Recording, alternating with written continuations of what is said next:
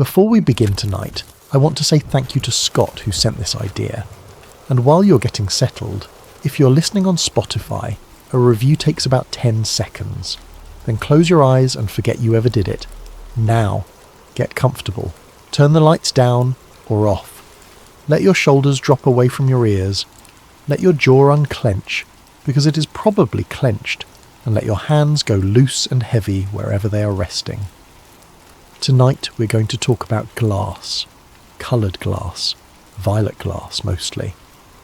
Small rectangular screens, no larger than a paperback book, filled with a chemical solution that turned the light passing through them a deep and unnatural blue-violet. They were made by a British physician more than 100 years ago, and he genuinely believed they would change medicine forever. He believed that if you looked through them, you could see the atmosphere that surrounds the human body, a faint light, a haze, something living and visible clinging to the skin of every person alive. Mainstream science looked at his work and shrugged and moved on. But there is another version of this story, a quieter one, and in that version, the doctor did not stop his research because he was laughed at. He stopped because when he made the glass stronger, he saw something else, something that was not a person, something that had been standing in the room the entire time. So let us start in London in the winter more than a century ago, in a small bedroom on the upper floor of a house where a young woman had been sick for 11 days. The year is 1912. The room smells of camphor and coal smoke and the particular sourness of a body that has been fighting something for too long. There is a single lamp burning low on the dresser because the physician has asked for the light to be reduced. The curtains are drawn. The fire has been allowed to die down to embers, and the cold is beginning to creep back in along the floorboards. Doctor Walter John Kilner is 65 years old. He is a serious man, an electrician by training as much as a physician, a specialist who spent decades at St Thomas Hospital, working with electrical treatments, in an age when electricity itself still felt faintly miraculous. He has a beard going grey. He has spectacles. He has the particular tiredness of a man who has spent his life looking at sick people and losing more of them than he saved. And in his hands he holds a wooden frame, and inside that frame are 2 panes of glass, and between those panes is a thin layer of dye. The solution is called dicyanin. It is a coal tar derivative, one of the strange new synthetic dyes that came out of German chemistry in the 1800s. The same family of compounds that gave the world its first bright artificial colours. In the frame, it looks almost black. Hold it toward the lamp and it blooms into a deep violet, the colour of a bruise, the colour of the sky about 15 minutes after the sun has fully gone. Kilner has learned that if a person sits in darkness for a while, and then looks at a bright light through this glass, and then turns to look at a human being in dim light, something changes in the way the eye behaves. The world goes strange and grainy and low. Contrast shifts, edges swim. And around the human body a border appears. He has documented it hundreds of times by now. A narrow band of light hugging the skin, perhaps a quarter of an inch wide.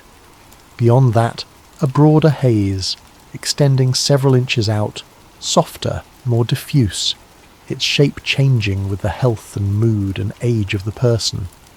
He has seen it thin and ragged over a diseased lung. He has seen it flare and brighten around a woman in the early stages of pregnancy. He has watched it collapse inward, close to the body, in the hours before a death. He is convinced it is real. He is convinced it is physical, not spiritual. He is convinced it is a diagnostic tool, and that within a decade every hospital in Britain will have a set of these screens hanging by the door. He will be wrong about that, but not for the reason he expects. Tonight the young woman in the bed is not doing well. Her fever has broken twice and returned twice. Her family has stopped asking hopeful questions. Kilner sits beside the bed in the near dark, lets his eyes adjust and raises the violet screen. The room drains of colour. Everything becomes soft and blue and slightly unreal, the way a room looks in a dream where you know you are dreaming. The furniture loses its detail.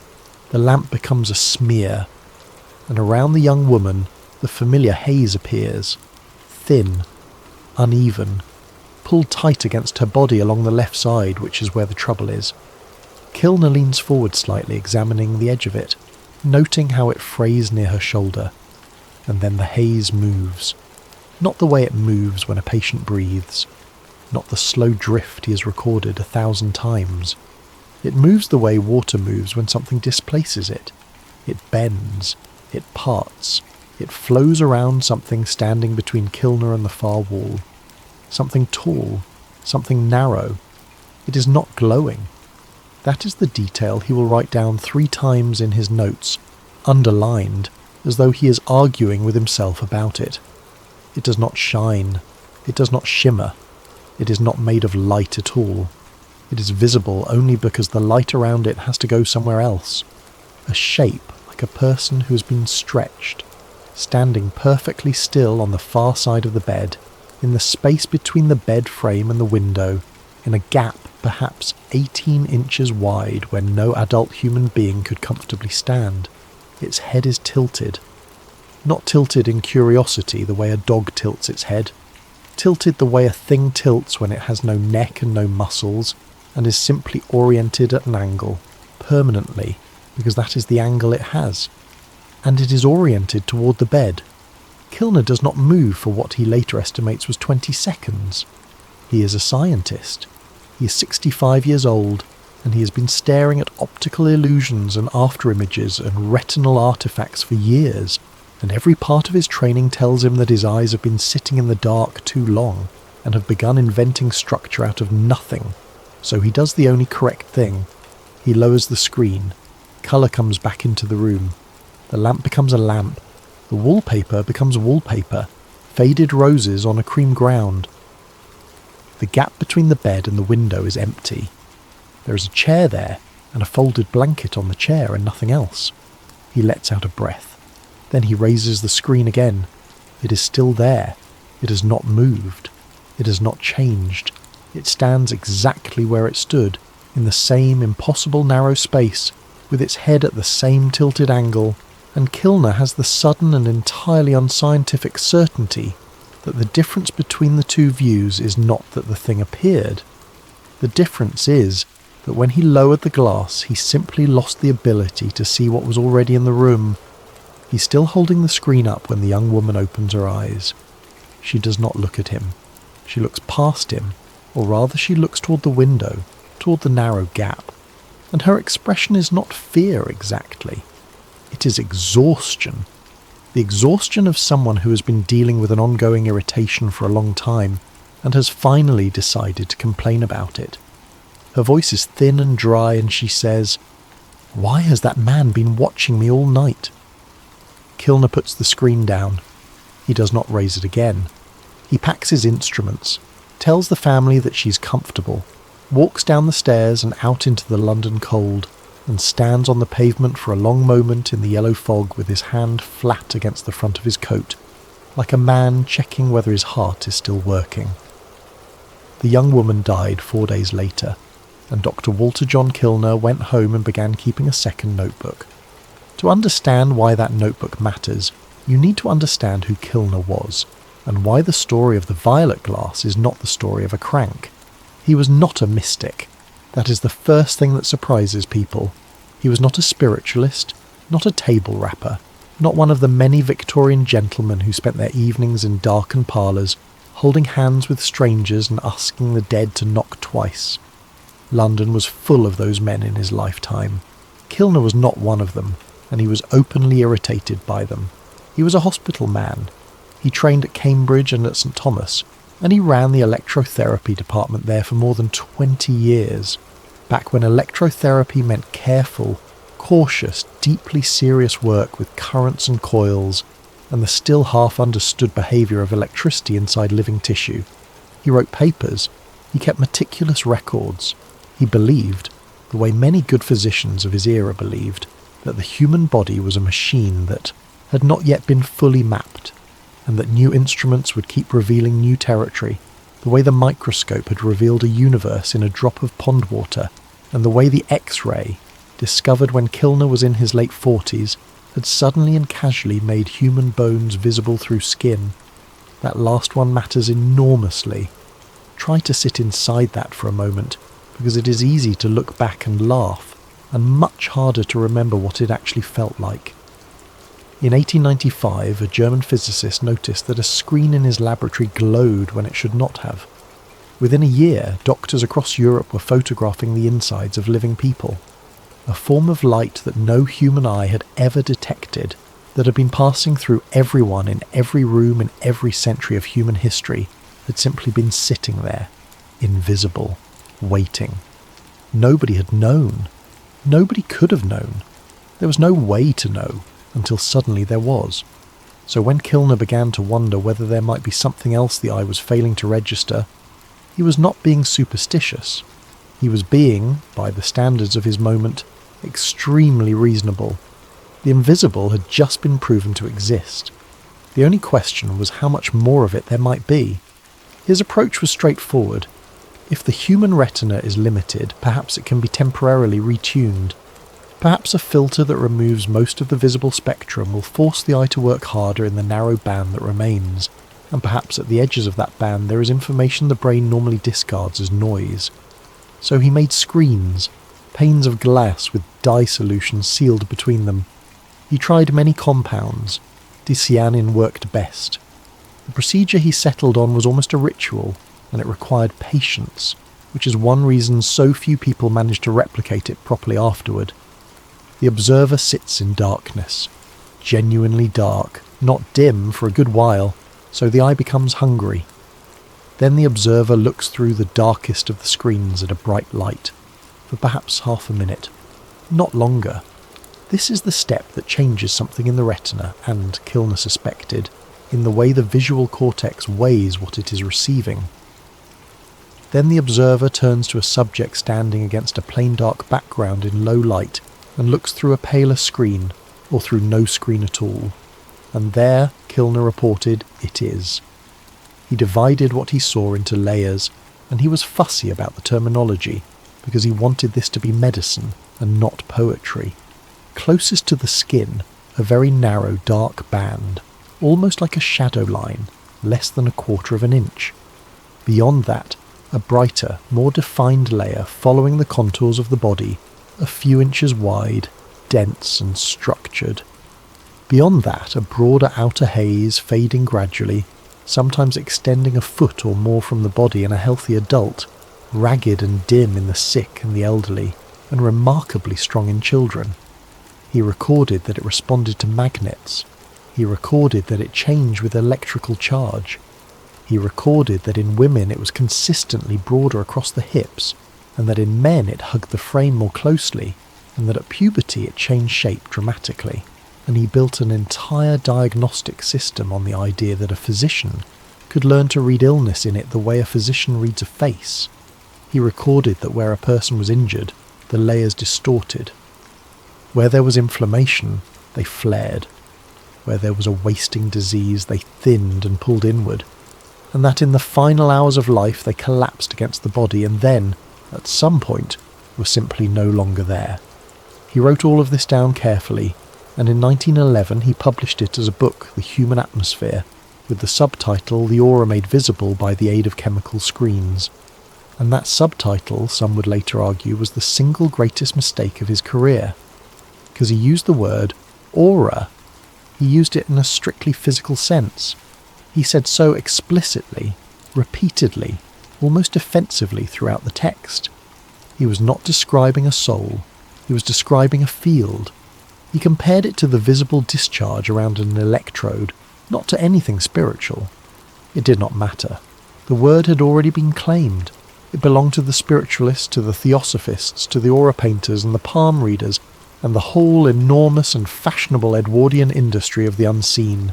The moment it appeared on the cover of a medical book, the medical establishment stopped reading and started smiling. The reviews were polite and devastating. The British Medical Journal treated it as a curiosity. Colleagues who had respected his electrical work for 2 decades found the whole thing embarrassing on his behalf. Others tried the screens, failed to see anything, and concluded that the effect was suggestion. And here is the detail that the conspiracy hangs on, and it is worth sitting with, because it is genuinely true and not invented. Almost nobody replicated it correctly. The dye was expensive and difficult to obtain even before the First World War, and after it, when German chemical supplies were cut off from Britain, it became nearly impossible. The screens that were sold commercially in later decades were mostly not made to his formula at all. They were cheap violet glass sold to people who wanted to see auras, which is not remotely the same thing as a controlled optical filter prepared to a specific concentration, meaning that within a very short window, the actual object at the centre of this story stopped existing in any reliable form, which is, depending on how you like your stories, either an ordinary tale of a supply chain and a dead fashion, or it is exactly what you would expect to see if someone had decided that these particular pieces of glass should quietly stop being available. Kilner revised the book. He published a second edition in 1920. He softened some claims and strengthened others.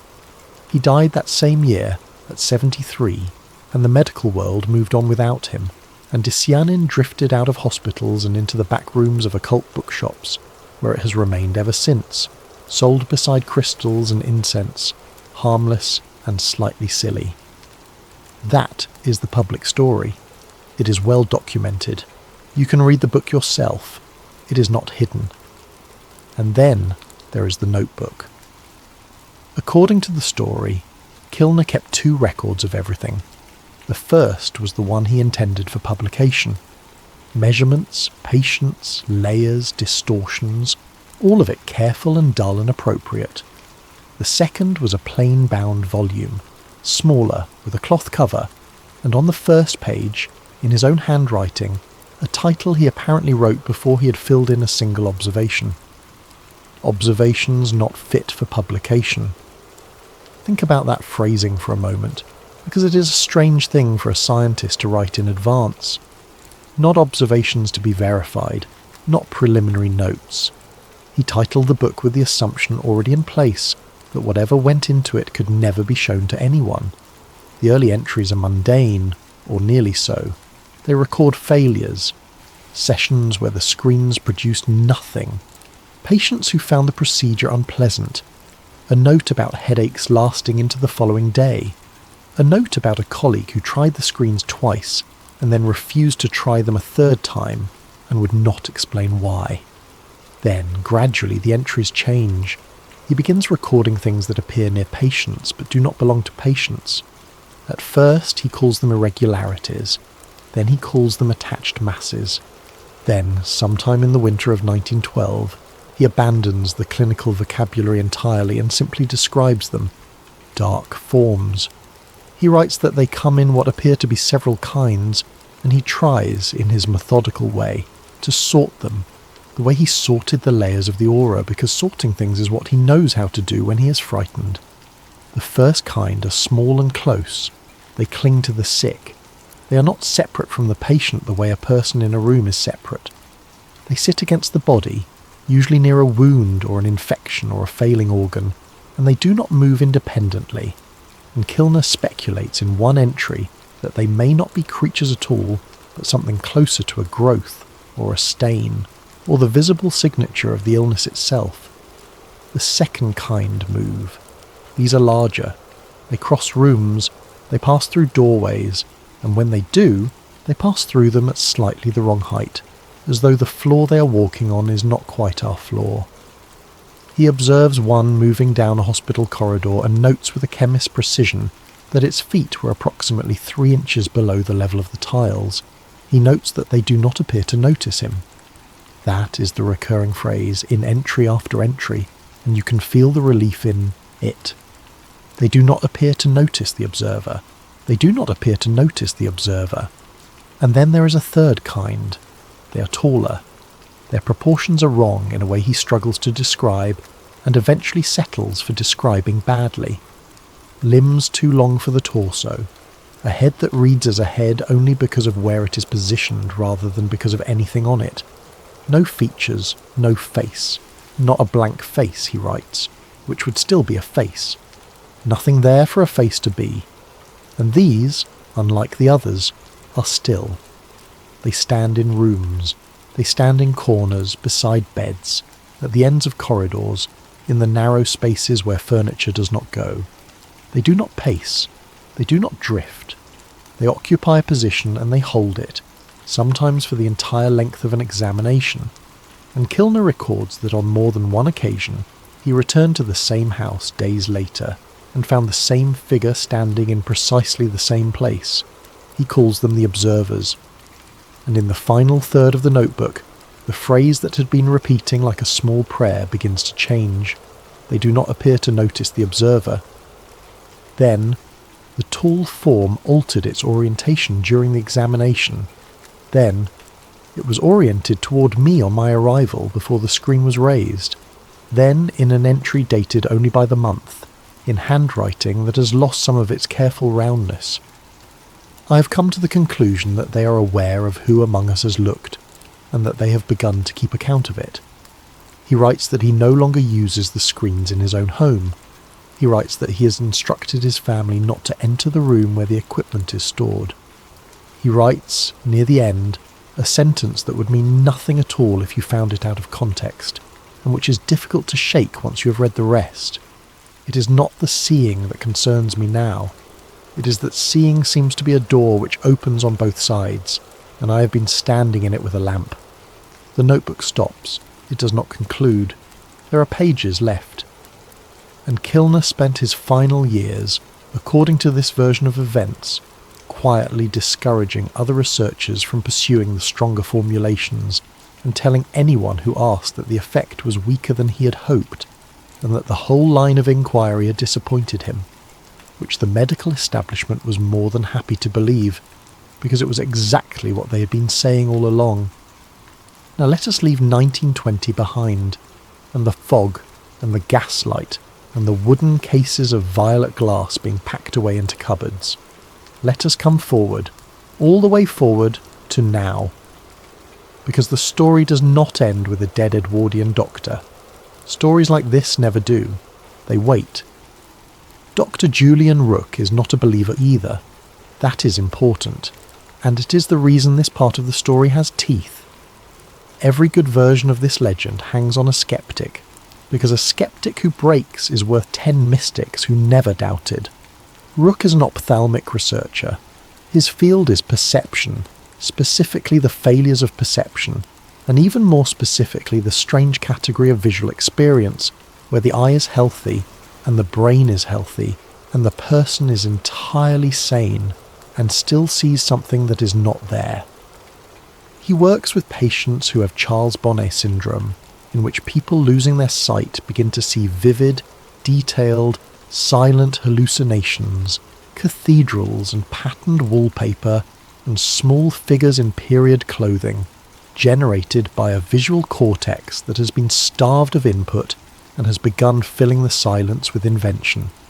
He works with migraine auras. He works with the strange geometric phosphines that appear under pressure on the eyeball, and with the tunnel vision and figures reported by pilots under acceleration, and with the well-documented tendency of the human visual system to generate a companion, a presence, a sense of someone standing just out of view, under conditions of exhaustion and isolation, and low oxygen and sensory monotony. He knows, better than almost anyone alive, how thoroughly the brain lies. So when Rook first reads about Kilner, he does what any competent researcher would do. He reads the book, finds it earnest and badly reasoned, identifies the mechanism in about an hour, and files it away. Because there is a mechanism. Kilner's procedure is, from a modern standpoint, an almost perfectly designed illusion generator. You dark adapt, which shifts the eye toward its rod system and away from colour and fine detail. Then you stare at a bright light through a saturated filter, which bleaches the pigments in one part of the retina and leaves a lingering afterimage bias across the whole visual field. Then you look at a person against a dark background in low light, which is precisely the condition under which contrast detection becomes unreliable and the edges of objects begin to smear. You will see a band around them. Everyone will. It has a name. It is called Mach banding, the way our visual system exaggerates edges, and it is why a gradient looks like it has stripes in it. The border Kilner described is almost certainly that. And the rest, the wide outer haze, the changes with health and mood, is expectation. It is a doctor who already knows the patient is dying, looking at a blurred outline in the dark, and finding the blur to be diminished. Rook could explain all of it. He has explained all of it in a lecture he gives to graduate students, in which Kilner appears as a sympathetic figure, a serious man undone by a beautiful mistake. He is comfortable with that reading for 11 years. Then a package arrives. It comes from a collector, an elderly man in Norfolk who deals in antique medical instruments, and who has read one of Rook's papers and has decided, with the particular confidence of collectors, that Rook is the correct person to have this. It is a wooden case, about the size of a shallow briefcase, dark with age, the corners reinforced with brass that has gone green. There is a paper label on the lid, foxed and yellowed, the ink faded to the colour of weak tea, and on it, in a hand that Rook will later compare against archived correspondence and find to be a match, W.J. Kilner. Screen Series C. Inside, held in fitted recesses lined with faded felt, are 3 screens. They are perfect. That is the first thing that strikes him. He has seen photographs of surviving Kilner screens, and they are almost always ruined. The seals failed, the dye leaked or dried into a crust or bleached to a pale nothing by a century of light. These are intact. The solution inside them is still liquid, still dark, still that deep and unpleasant violet that seems to absorb the room rather than colour it. 2 of them he recognises from the descriptions in the book. A dark one for the light stage, a pale one for observation. The third is not described in the book at all. It is heavier. The glass is thicker. The frame is different, made of a different wood, cut more precisely, as though it were built later and by someone with better tools. And when Rook holds it up toward a window, it does not look violet. It looks like a hole. Not black exactly. Black would be simple. It is more that the light coming through it seems to arrive with something missing from it, so that the sky beyond looks flat and wrong, like a photograph of a sky rather than a sky.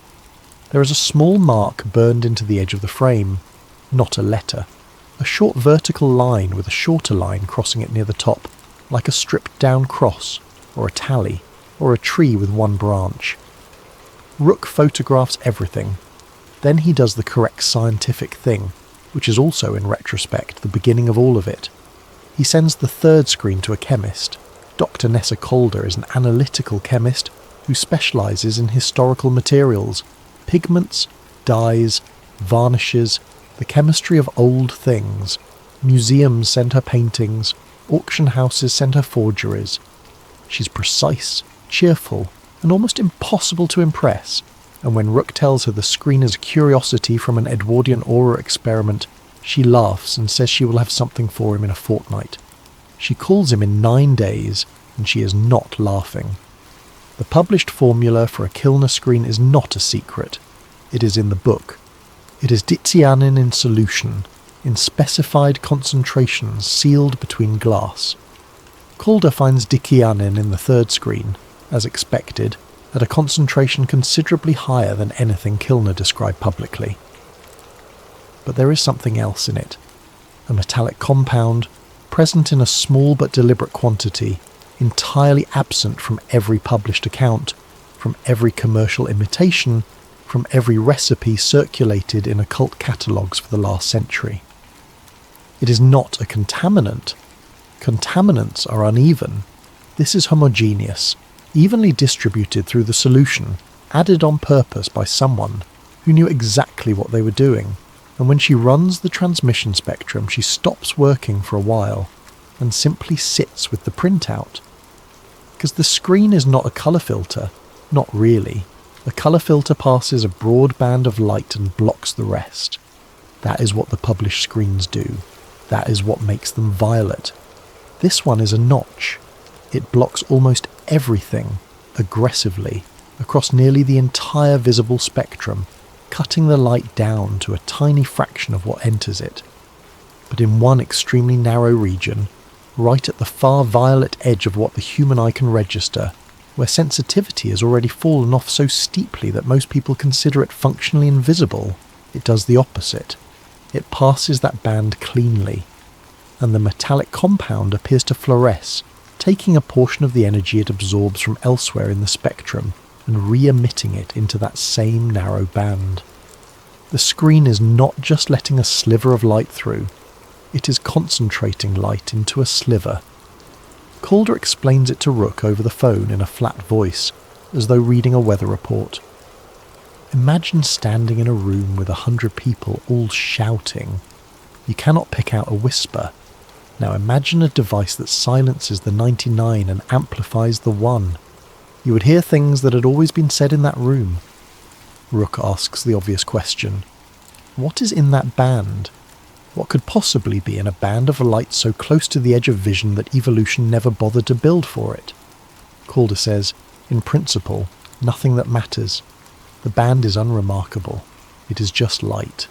There is no reason for information to be hiding there rather than anywhere else. Then she says the thing that keeps Rook awake. Unless something is using it, unless something reflects or emits mainly in that band, and we have simply never had a reason to look, because a wavelength we cannot see is exactly as invisible to us as a wavelength that does not exist. Rook names it that night in his notes, half as a joke, the Kilner window. The name stops being a joke about 6 weeks later. He designs the experiment properly because he is a proper researcher, and because a part of him wants very badly to disprove this and get back to his actual work. Ethics approval, controlled room. 3 volunteers, all screened for eye disease, all told only that they are testing a historical optical device that may produce visual artifacts. Nobody is told about auras. Nobody is told about Kilner. Nobody is told about anything. A camera records the room in infrared, so that he has a record of where every person is and what they are doing in the dark. The dark adaptation takes half an hour.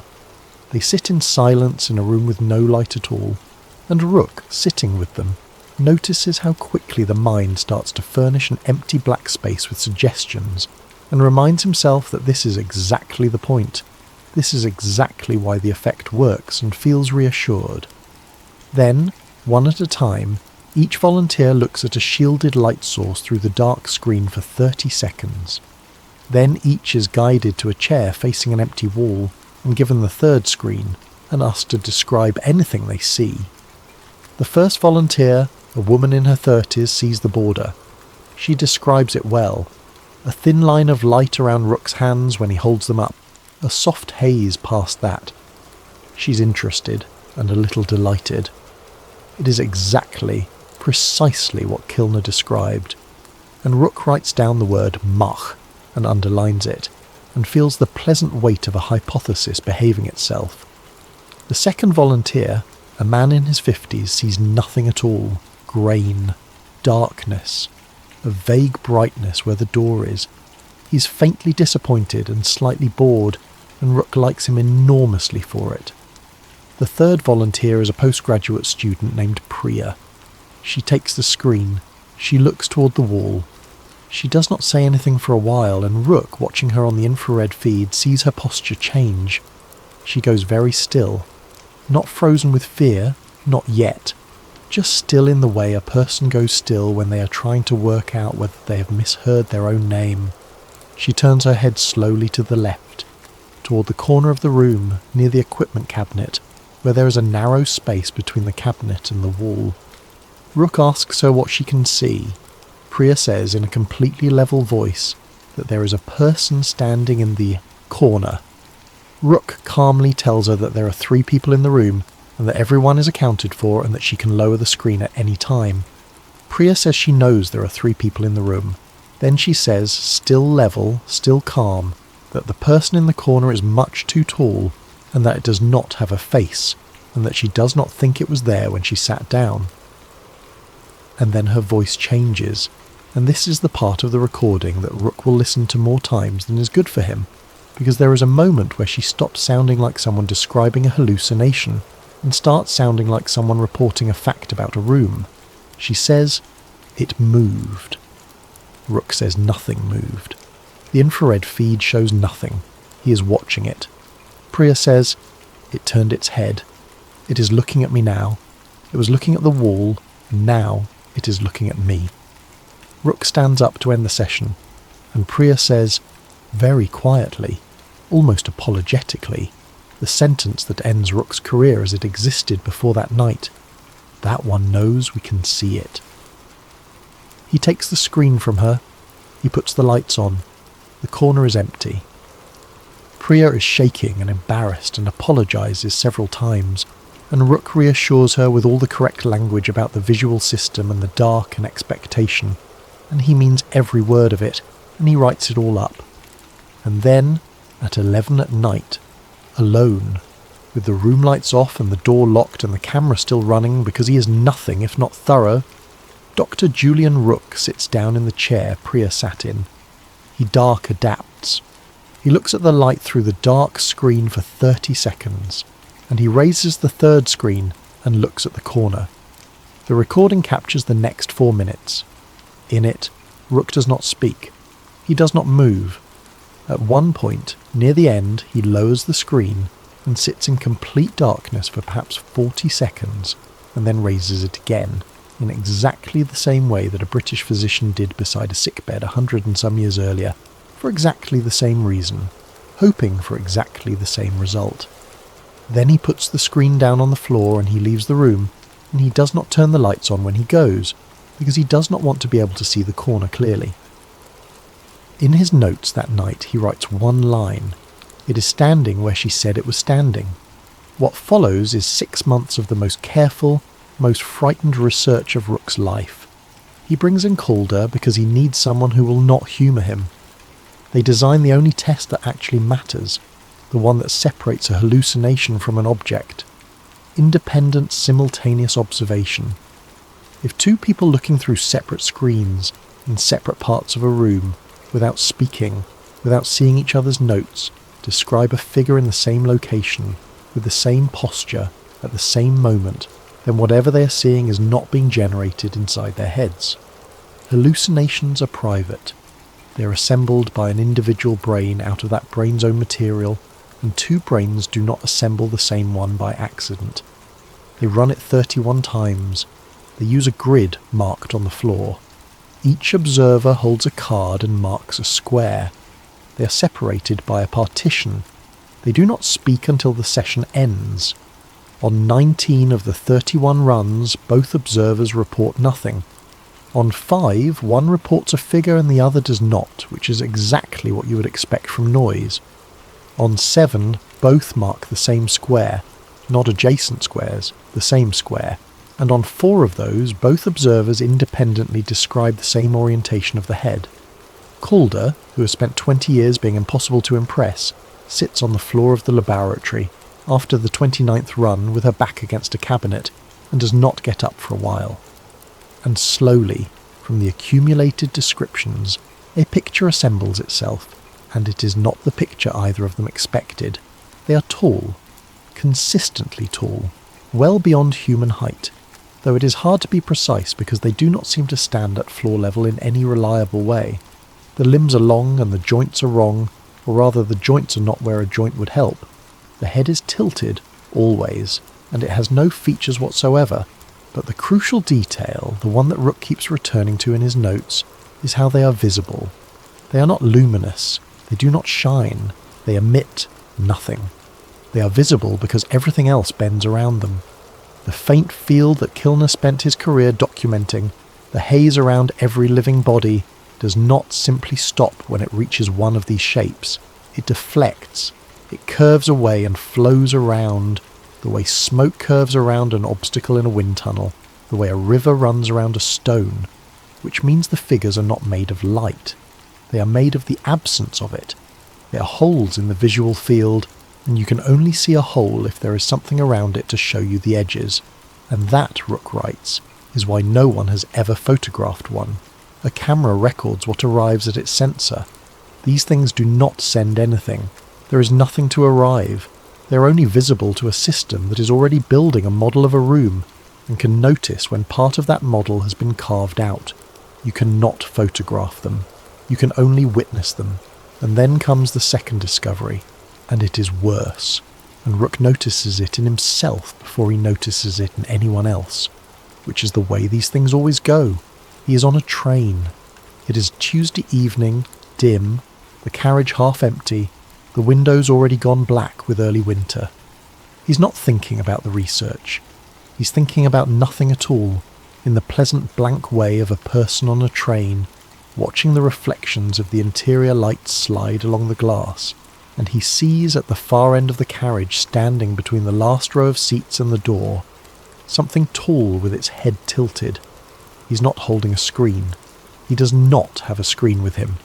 He looks away, and he counts to 10, and he looks back, and it is gone, and he tells himself that he is exhausted, and that his visual system has spent 6 months being trained to find a specific shape in low light, and is now finding it, obligingly, in a train carriage, the way a person learning a new word starts hearing it everywhere.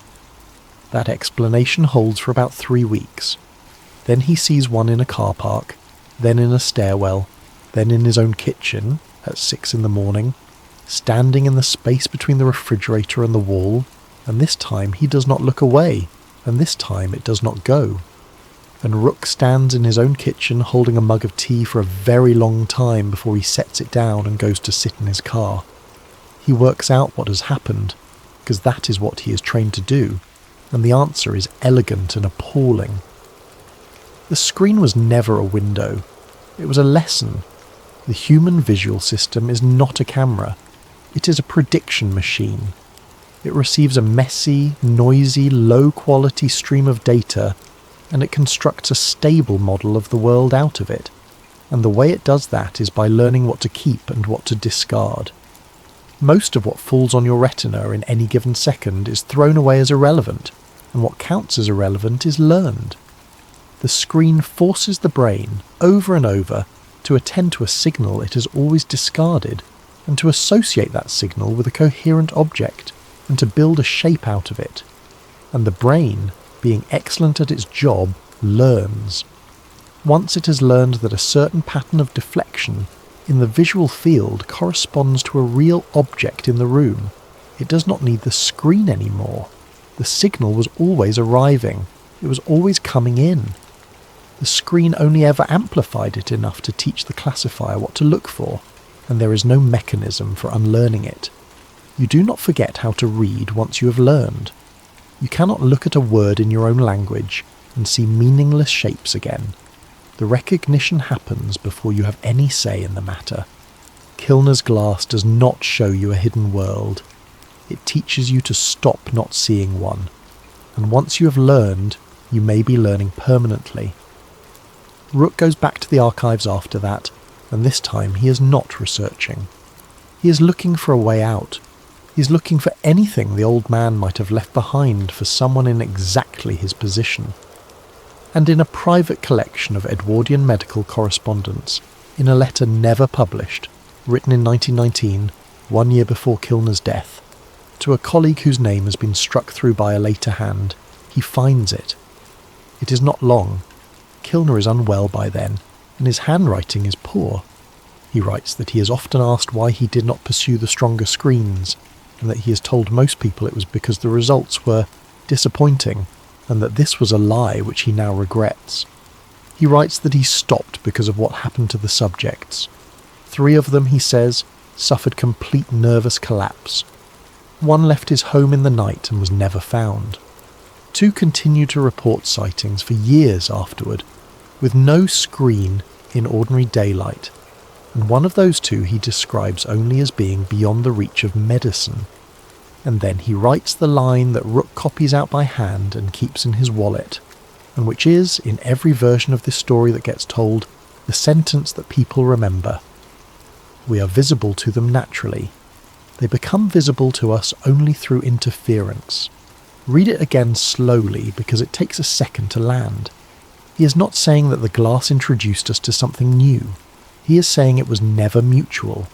He is saying that for the whole of human history, we have been standing in the open, in full view, unable to see who was looking, and that the glass did not open a door. It only turned on a light in a room that had never been empty. Here is where the story stops being about one man and starts being about institutions, which is where every conspiracy earns its name. Because there is a perfectly good military reason to be interested in a piece of glass that lets a person see something invisible. In the years before the First World War, according to the story, someone in the British War Office read the human atmosphere and did not laugh. They did not care about auras or diagnosis, or the health of a patient's outer haze. They cared about one line, buried in the middle of the book, in which Kilner mentions that with the screens, in poor light, the human body stands out against a dark background more clearly than with the naked eye. That is a targeting technology.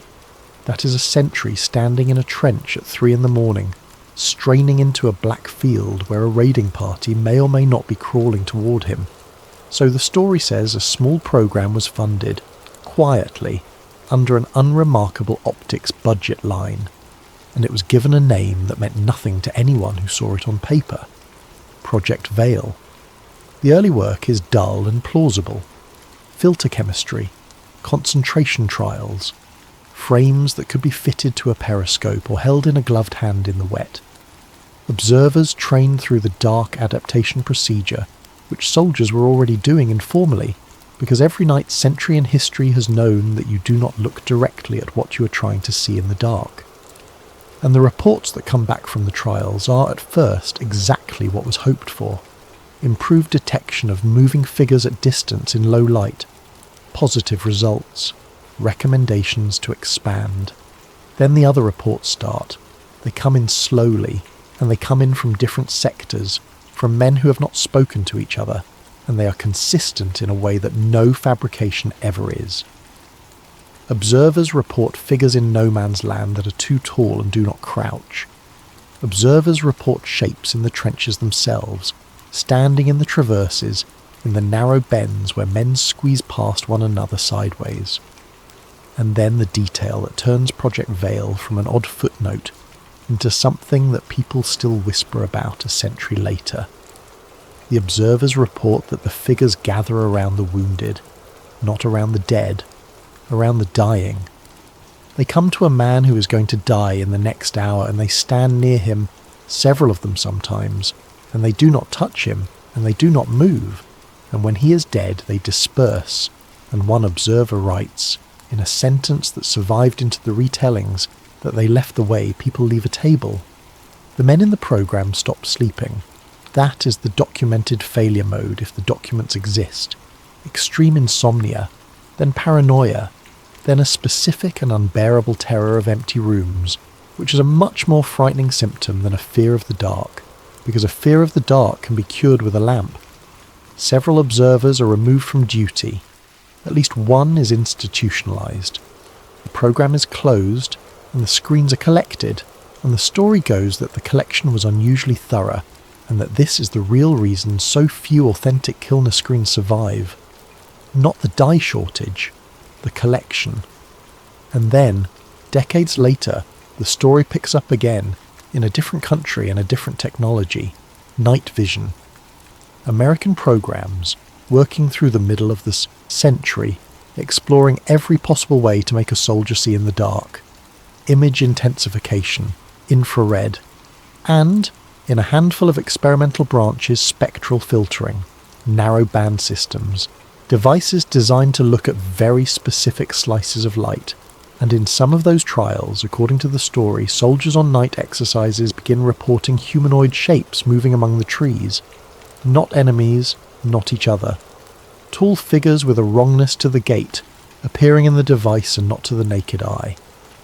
The psychological casualties are severe enough that the specific branch is abandoned, and the abandonment is justified on ordinary technical grounds, because the systems were expensive and the results were poor, and nobody has to lie about a program that failed to perform. And here the conspiracy makes its cleverest move, the move that separates a good conspiracy from a bad one. Because a bad conspiracy hides things. Hiding is hard. Hiding requires effort forever. Documents leak, people talk, families find boxes in attics after a funeral. A good conspiracy does not hide anything. A good conspiracy makes the truth embarrassing. So the story goes that no one ever seriously tried to erase Discianin glass from history. Instead, over decades, quietly, with no drama at all, the subject was allowed to drift into the company of the ridiculous. Kilner screens appeared in mail-order catalogues beside pendulums and Ouija boards. Cheap violet plastic was sold as the genuine article to people who wanted to photograph their own energy. The word aura did the rest of the work all by itself, and now, if a serious researcher finds a genuine screen and observes something impossible and tries to tell a colleague, the colleague's face does a particular thing. You have seen that face. It is the face of a reasonable person deciding kindly not to ask a follow-up question. Ridicule is the cheapest containment ever invented. It costs nothing, it never expires, and the people enforcing it do not even know they are doing it. They think they are just being sensible, and that, the story says, is precisely why it works. Rook by this point is no longer trying to prove anything to anyone. He is trying to understand what they want. So he does what he did as a young clinician, which is to gather data patiently in the places where sick people are, and he begins observing hospitals. He has access. He is a consultant. Nobody questions a doctor walking slowly down a corridor at night with an odd expression on his face, because that describes most doctors at night. And a pattern emerges, and it is not random, and that is the part he cannot make peace with. They are not evenly distributed. They are not standing in the car parks or the cafeterias or the staff rooms. He notes their positions for weeks, and they cluster in exactly the places you would expect if you were writing a horror story, which is why he distrusts his own observation for a long time. Intensive care, operating theatres, but only during certain procedures, hospices, heavily, sometimes 3 or 4 in a single room, and, with a frequency that surprises him, ordinary wards at night around patients who are not dying at all but who are frightened. Delirious patients, post-surgical confusion, dementia patients in the small hours, in that state nurses know well, when a person who was calm at dinner becomes convinced at 2 a.m. that there are people in the room. That last one takes him a while to accept, and when he does, something rearranges itself in his chest. Because those patients are not confused about the room. They are the only people in the building who have not learned to disbelieve their own eyes. At first, Rook assumes the obvious. They are drawn to death. They gather where life is ending, the way anything might. Scavengers, witnesses, mourners even. There is a version of this that is almost gentle, and he holds on to it for a while because it lets him imagine that he has discovered something sad rather than something predatory. Then he does the statistics. He is careful about it. He controls for severity, for age, for diagnosis, for the simple and enormous fact that sicker patients are in the rooms where he sees more of them. It takes him months and it ruins his health. And what he finds, in the small data set he's able to build, is that among patients of equivalent severity, the ones with figures standing near them do worse, not dramatically, not immediately, but they deteriorate faster. They decline in a way that the numbers do not otherwise explain, which reverses the entire picture, the way a single word can reverse a sentence. He had assumed the figures gathered because a person was dying. The data suggests the person is dying faster because the figures have gathered. They may not be witnesses at all. And Rook writes, in the notes that Calder finds later, that he has stopped being able to think of the hospice rooms as rooms where people are being watched over. He thinks of them now as rooms where something is eating slowly and politely, and taking its time, and does not need to hurry, because nobody at the table can see it. Calder finds the other half of it, and she finds it almost by accident, and it is the piece that turns the story from a horror story into something closer to a tragedy. She has children. That is all it is. She has a 2-year-old, and one night the child stands up in the cot and looks at the corner of the nursery near the wardrobe and laughs. And Calder, who is a scientist and who has spent a year analysing a piece of glass, does not sleep afterward. and starts reading developmental literature. And the literature is entirely ordinary. Infants attend to empty space constantly. They track things adults do not track. Their visual systems are wildly over-inclusive, taking in far more than they will as adults, and then, through the first years of life, they prune, aggressively. The brain removes connections it does not use and narrows its attention to the categories the world has confirmed are worth having. Imaginary friends appear around 2 or 3 and disappear around 6 or 7 with a reliability that is almost suspicious. The standard explanation is that children grow out of it. Rook's explanation is different, and once you've heard it, you cannot unhear it. He proposes that we do not evolve toward better perception. We evolve toward useful perception. And a creature that can see something, it cannot fight, cannot flee, cannot affect, and cannot avoid, gains nothing from seeing it. It gains only terror. Terror is metabolically expensive. Terror interferes with hunting and sleeping and raising young. So the pruning is not a limitation. It is a filter, and the filter was selected for. And it was selected for because our ancestors who could see them were less successful at staying alive than the ones who could not. We are not blind by accident. We were made blind on purpose, by the slow, indifferent machinery of survival, because seeing was worse. Our blindness is protection. And Kilner, in a small dark room in London, with a piece of coloured glass and the best intentions in the world, found the switch and turned it off.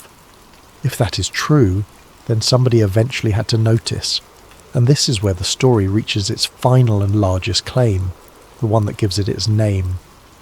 Rook, following paper trails through declassified optics research and procurement records, and the strange bland language of post-war scientific cooperation, becomes convinced that at some point in the years after the Second World War, a small number of governments arrived at the same conclusion independently, and then did something almost unheard of. They agreed, not publicly. There is no treaty with this name in any archive you can search. But according to the story, there is an understanding, informal and durable and inherited across generations of administrators who mostly do not know what they are administering, and it is referred to, in the few places it is referred to at all, as the Violet Accord. Its purpose is not to hide the existence of the entities. That would require explaining them, and nobody can. Its purpose is much narrower and much stranger, and it comes down to 5 simple objectives, which Rook writes out in a list on a single sheet of paper, to ensure that authentic formulations of the Kilner solution are not published or reproduced, to acquire and hold original screens wherever they surface, to monitor private and academic work that approaches the relevant spectral band, and most importantly, and most specifically, to prevent any attempt at high-intensity projection through the filters, and finally, underneath, the objective that all the others serve, to prevent mass visual adaptation. Sit with that last one because it is the whole thing. The danger in this version of events was never a haunted piece of glass in a laboratory.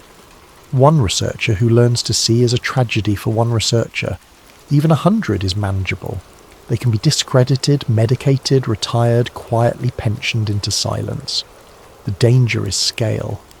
Because if the effect is learned, and it is learned by exposure, then in principle it can be taught to anyone. And we now live in a world where every human being carries a screen that emits light directly into their eyes for several hours every day, in dim rooms, often in the dark, often when tired. The Accord's nightmare, Rook writes, is a single evening, one broadcast, one correctly calibrated display in that narrow band at sufficient intensity, going out simultaneously to a few 100 million people who are lying in bed with the lights off. Not a haunting, an education. Governments were never protecting the public from the knowledge that ghosts exist. Knowledge is survivable. People believe extraordinary things and go to work the next morning. They were protecting the public from a perceptual breach. From the moment when several 100 million people simultaneously acquire the ability to see what is standing in their bedrooms, and cannot unlearn it and never sleep properly again. There is no policy response to that. There is no army you can send. Every hospital, every workplace, every road at night. A civilization cannot function if everyone in it can see. And there is one more thing in Kilner's final material, and it is the reason the Accord's fourth objective is written the way it is. The reason projection specifically is forbidden. Because Kilner concluded before he stopped that the window works in both directions. He noticed it in the pattern of the sightings. The observers who used the screens most often were not simply seeing more figures, they were being approached. The figures came nearer, they oriented sooner, they appeared in the observer's home rather than in the clinic. They began to be waiting in rooms the observer had not yet entered, and Kilner's conclusion, written in his last notebook, is the most unsettling sentence in the entire story, because it is so calm. He wrote that the glass is not a filter, but an interface, and that every experiment teaches both parties how to recognise one another. We learn to see them, they learn where to find us, and a strong enough screen, projecting rather than merely receiving, would not be a window at all. It would be an introduction. There is one more location in this story, and then we're nearly done, and you're welcome to let most of this dissolve as we go. It is somewhere in the north.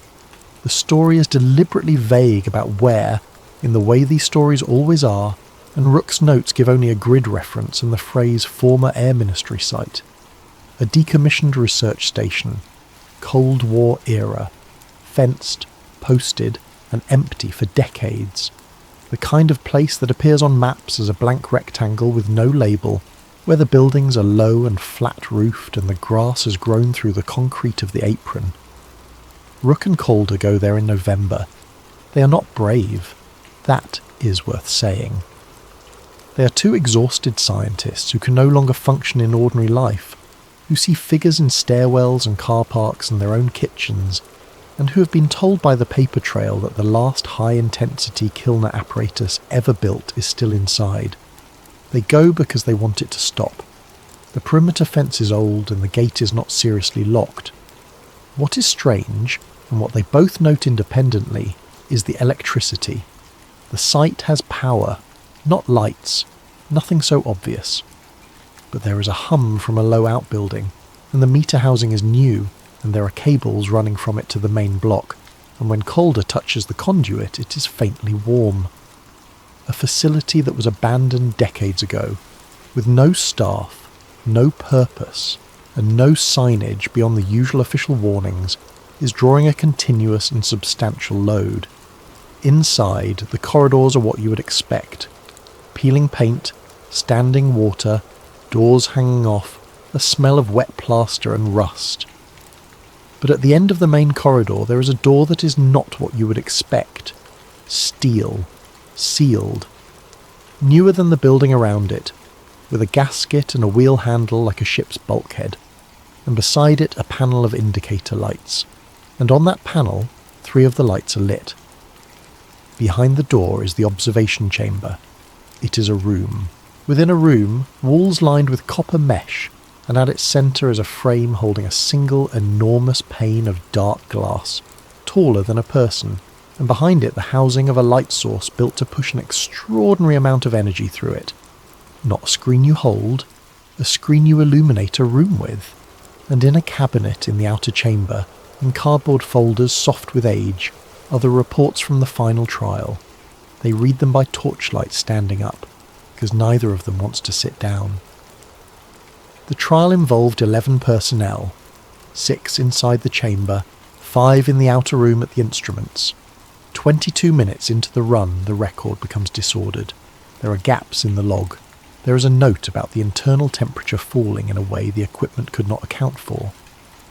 Of the 6 inside the chamber, 4 were never found. 1 was found, and the report describes the condition in language that the writer clearly struggled with.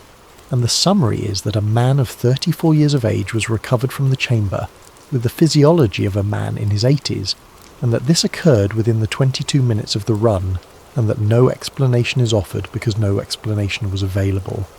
And one survived intact, physically, and was interviewed at length, and said very little that was useful. He answered most questions with silence. He would not be alone. He would not be in any room with a corner he could not see. And when asked directly what had happened when the projector was brought to full power, he said one sentence, and the interviewer recorded it verbatim, and it is the sentence that everyone who tells this story remembers. They have always owned the rooms between our rooms. After the trial, the site was closed, but it was not shut down, and that is the detail that makes Rook's hands shake as he reads it, because there is a maintenance schedule in the folder, and it runs to the present decade. The chamber's systems were never switched off. Whatever the run opened, the facility has been sitting on top of it for 60 years, quietly, on a maintenance contract, drawing power from the national grid like a fridge nobody remembers plugging in. And on the panel by the door, while they stand there reading, one of the 3 lit indicators changes colour. Calder notices it first. She says his name. And somewhere below them, in the plant room, the hum they have been hearing since they arrived, the hum that has been running continuously since before either of them was born, stutters. The failure does not look like a disaster. That is the thing about infrastructure. It never does. Over the following weeks, in the towns within perhaps 40 miles of the site, the reports begin, and they arrive scattered across the internet in the places where such things always arrive, in local groups and forums and comment threads, unconnected, unremarkable, easy to explain one at a time. A woman posts that her hallway looks longer at night than it does during the day, and asks whether anyone else's does. A man posts a photograph of his garden taken with a cheap camera modified for infrared, and asks what the vertical smear near the shed is, and 40 people tell him it is a lens artifact, and he agrees with them, and he does not sleep in that house again. A nurse writes, and then deletes, a post about how many patients on her ward have started asking who the tall man is. Children stop wanting the hall light off. Nobody dies. Nothing burns down. There is no moment of panic on any news broadcast anywhere. There is only a slow, quiet, regional increase in the number of people who are frightened of their own homes at 3 in the morning and who have no story to tell about why. And Rook, reading all of it from a rented room, understands what is actually happening, and it is not what anyone would assume. Nothing is coming through. That is the misunderstanding at the heart of every version of this legend, and he corrects it in his notes with what looks almost like exasperation. There is no breach in the sense of a door opening. There is no invasion. Nothing is crossing from somewhere else into here, because there is no somewhere else. There never was. The chamber, running at full power for 6 decades, has been doing to its surroundings, very slowly and very weakly, what the screen did to Priya in 20 minutes. Teaching. The people in those towns are not being visited. They are, simply, gradually, at the rate of a few more of them every week, learning how to see the world they have always lived in. And that is the true horror of the whole thing, if there is one, and it is not the tall figures and it is not the wrongness of their limbs. It is that nothing about the world would need to change at all. Everything you are afraid of tonight is already exactly where it is. Every room you have ever been alone in was arranged exactly the way it is arranged now.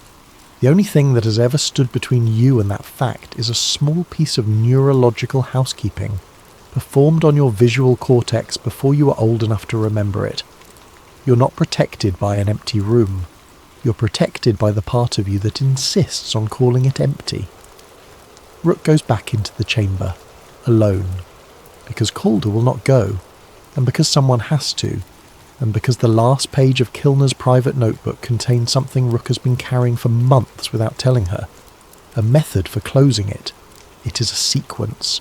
Coloured light in a precise order, at specific durations, delivered through the screens in reverse.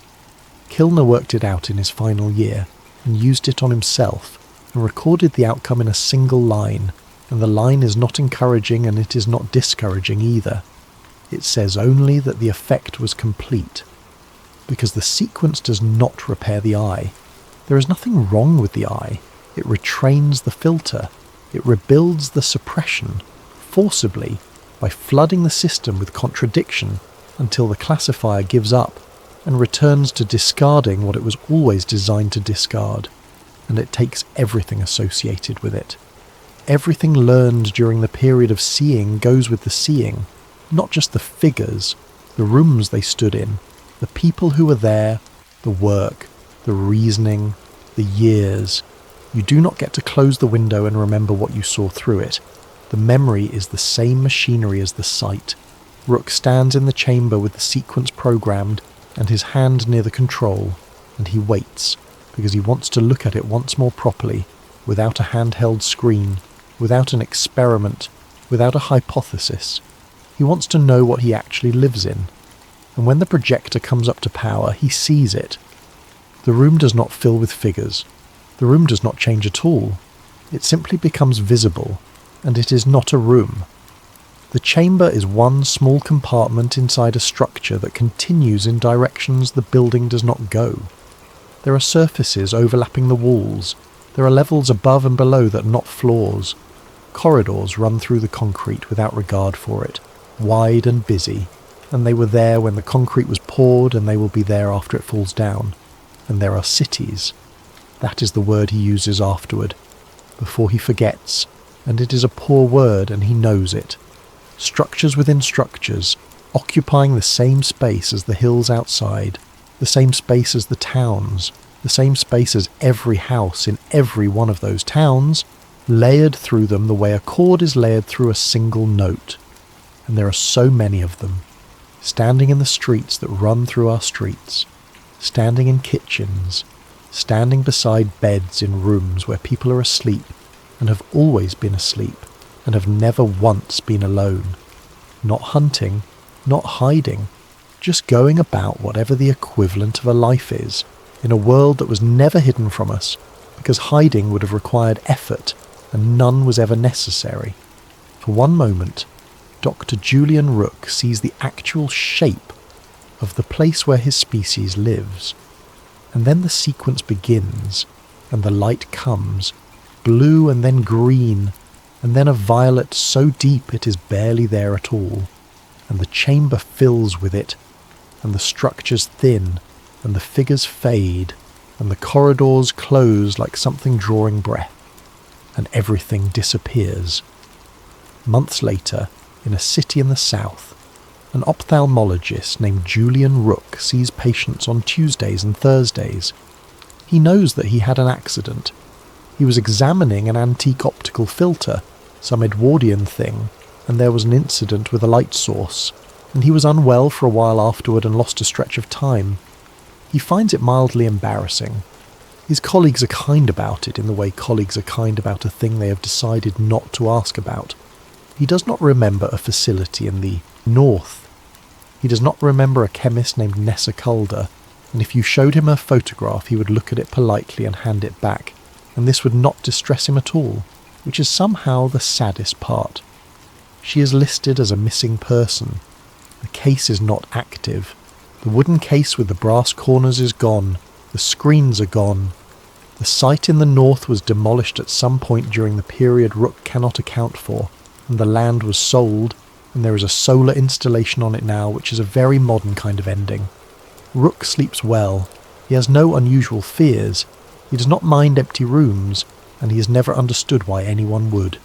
And then, on an ordinary afternoon in autumn, with the light going amber outside and the last appointment of the day running late, a mother brings in her daughter, who is 6 years old.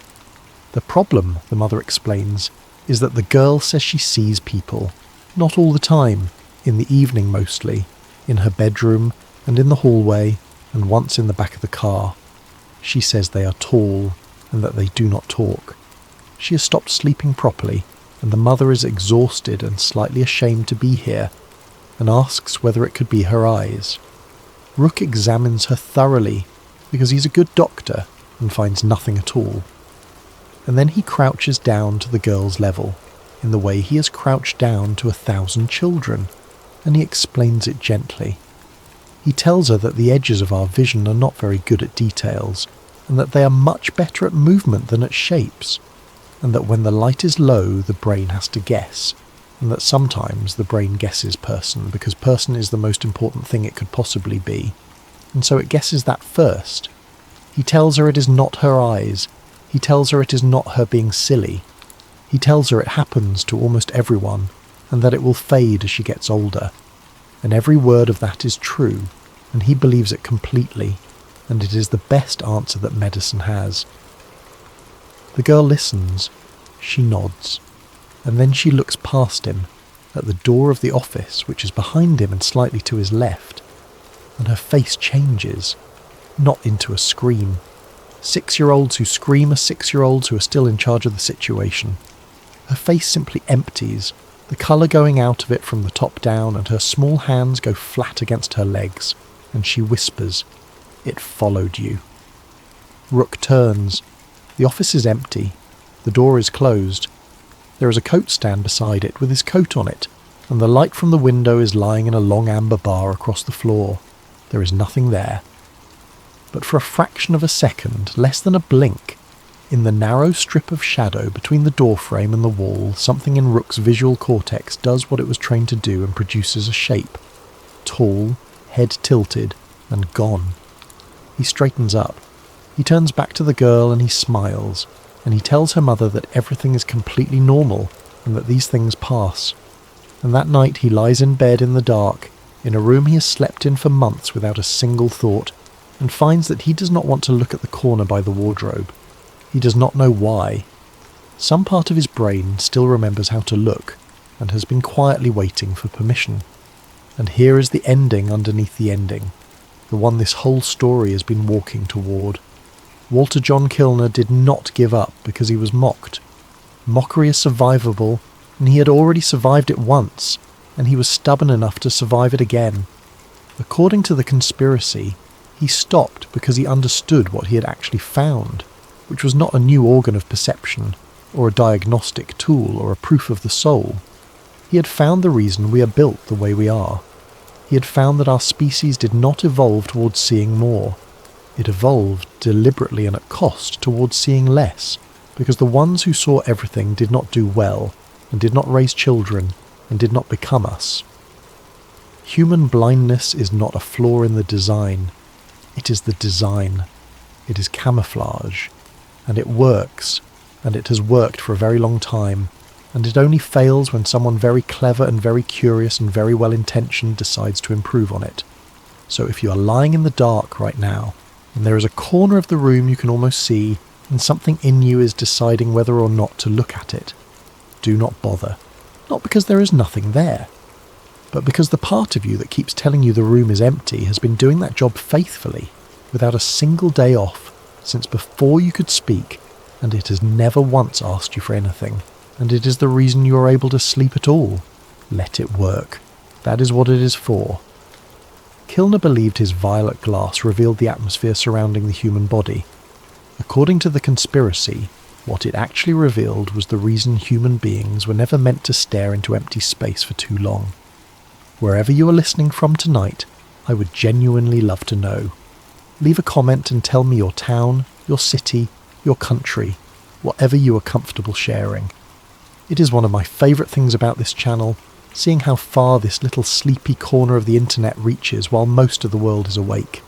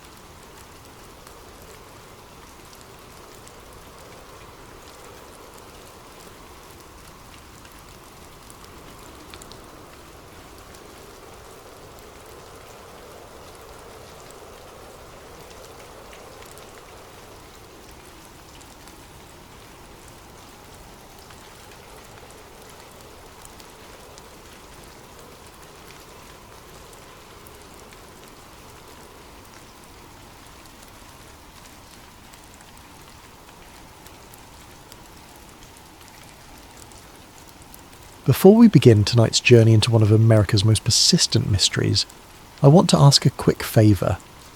If you're enjoying this content, please consider using your hype points on this video. It helps the channel more than you possibly know and allows us to keep bringing you these deep dives into history's shadows. If you're listening on Spotify, leaving a review makes a massive difference for us. And if you feel like it, drop a comment telling us what time it is, where you are, and where in the world you're tuning in from. We absolutely love seeing where everyone is listening. Finally, if you enjoy this kind of content, please consider subscribing. It keeps these stories coming. And a huge thank you to Michael for suggesting tonight's topic. This one goes deep. Now let's talk about a secret society that might have changed America forever. Picture this. It's late April in the year 1865. Richmond, Virginia, lies in ruins. Smoke still rises from buildings set ablaze during the evacuation. The Confederate capital has fallen, and Jefferson Davis, president of the dying Confederacy, is fleeing south with whatever remains of his government. In the chaos of that retreat, a train of wagons moves through the darkness, creaking under the weight of heavy cargo. The guards riding alongside are exhausted, but they stay alert. They know what they're protecting. Gold bars wrapped in canvas, silver coins in wooden chests, banknotes and bonds representing fortunes, the final treasury of the Confederate States of America, everything that remains of a nation that's bleeding to death. History tells us most of that gold was captured, stolen or lost during the desperate retreat. The official records are clear. The case is closed. The Confederate treasury was seized or scattered, and that's the end of it. But what if I told you that eyewitness accounts from that period tell a very different story? What if Union officers testified, under oath, that massive quantities of gold were never recovered? What if there was no clear chain of custody for millions of dollars worth of Confederate assets? What if the math simply doesn't add up, and nobody wants to talk about why? And what if the same name kept appearing in post-war rumours, whispered in backrooms and coded letters? A name that most history textbooks barely mention, if they mention it at all. A name that makes historians uncomfortable when you bring it up at academic conferences. The Knights of the Golden Circle. Tonight, we're going to explore one of America's most enduring conspiracy theories. A secret society that may have planned the Civil War, financed terrorism, and hidden a fortune that could still be buried somewhere in the American South. This isn't fiction. Every event I'm about to describe is documented. The only question is how the pieces fit together. So settle in, turn down the lights, and let me tell you about the secret society the Civil War never buried. Chapter 1. The Birth of an Empire. The year is 1854. Most Americans have never heard of Kansas, Nebraska. The Republican Party is brand new, formed just months earlier by anti-slavery activists who are horrified by the expansion of slavery into Western territories. And in Cincinnati, Ohio, a man named George Washington Lafayette Bickley is about to change history in ways that are still being felt today. Bickley was a curious figure, and that's putting it mildly. Officially he was a physician, though his medical credentials were questionable at best. He claimed to have studied in Britain, but no records support this. He styled himself as a professor and academic, but universities had no record of employing him. What he really was, in modern terms, was a con artist, a propagandist, and what we might today call a political operative with dangerous ideas. But he had charisma. People who met him described a tall, imposing figure with piercing eyes and a voice that could fill a room. He could talk for hours without notes, weaving elaborate visions of southern glory and manifest destiny. He understood something fundamental about human nature. People don't just want to belong to something. They want to belong to something secret, something special, something that makes them feel chosen. In that year, Bickley founded a secret society. He called it the Knights of the Golden Circle. The name wasn't poetic or symbolic. It was literal, and it was terrifying if you understood what it meant. Bickley envisioned a slave-holding empire that would stretch in a massive circle, 2,400 miles in radius, centered on Havana, Cuba. This golden circle would encompass the entire American South, all of Mexico, Central America, and the Caribbean islands. It would be, in Bickley's feverish vision, a paradise built on slave labour and southern aristocracy. An empire where wealthy white landowners would rule over millions of enslaved people, extracting unlimited wealth from sugar, cotton, and coffee plantations stretching from Virginia to Venezuela. The plan was detailed, disturbingly detailed. Bickley didn't just have a vision, he had maps, he had economic projections, he had military strategies for conquering Mexico and Central America. He had calculated how many enslaved workers would be needed, how much profit could be generated, how the empire would be governed. It sounds insane. It was insane. But here's the thing that should genuinely disturb you. People listened. Important people, wealthy people, powerful people. The Knights of the Golden Circle wasn't some fringe group meeting in basements and wearing silly hats. It was organised like a military operation from day one. The structure was hierarchical and sophisticated. At the top were the castle leaders, men of wealth and influence who recruited members and organised local chapters.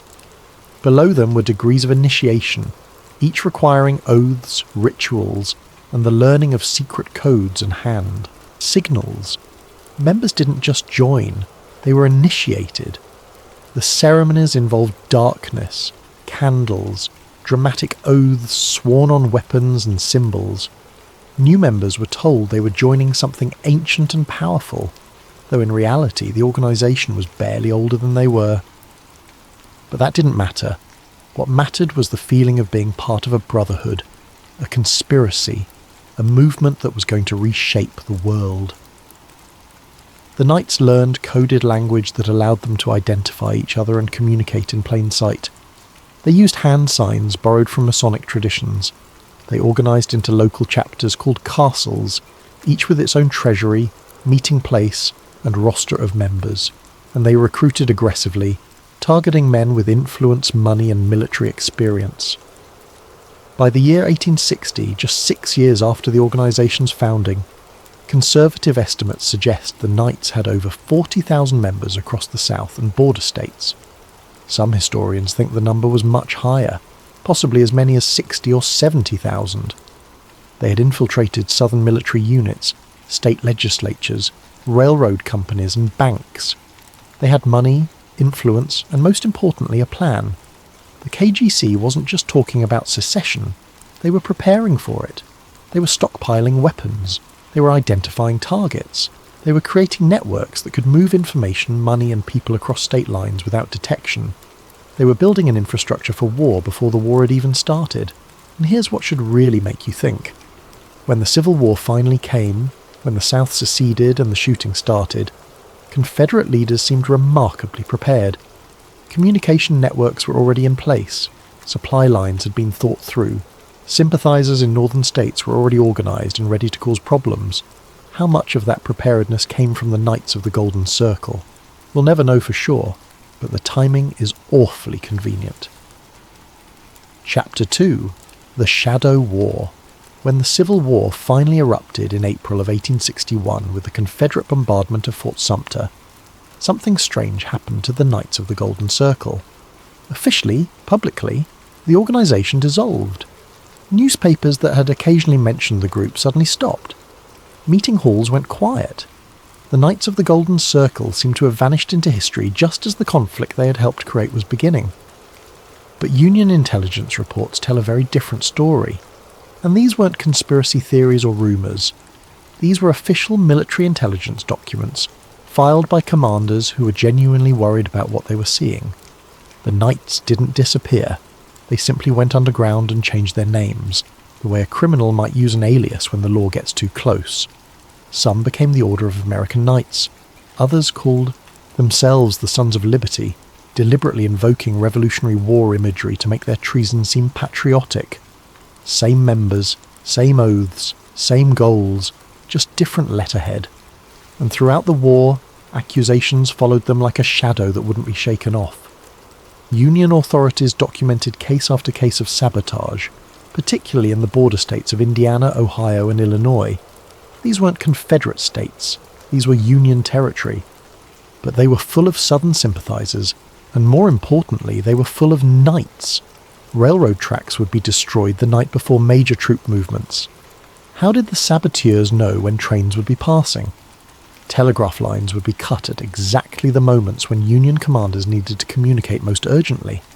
Coincidence or inside information? Weapons shipments that should have reached Union armies mysteriously disappeared in transit. Where did those weapons go? Were they sold? Hidden? Sent south to Confederate forces?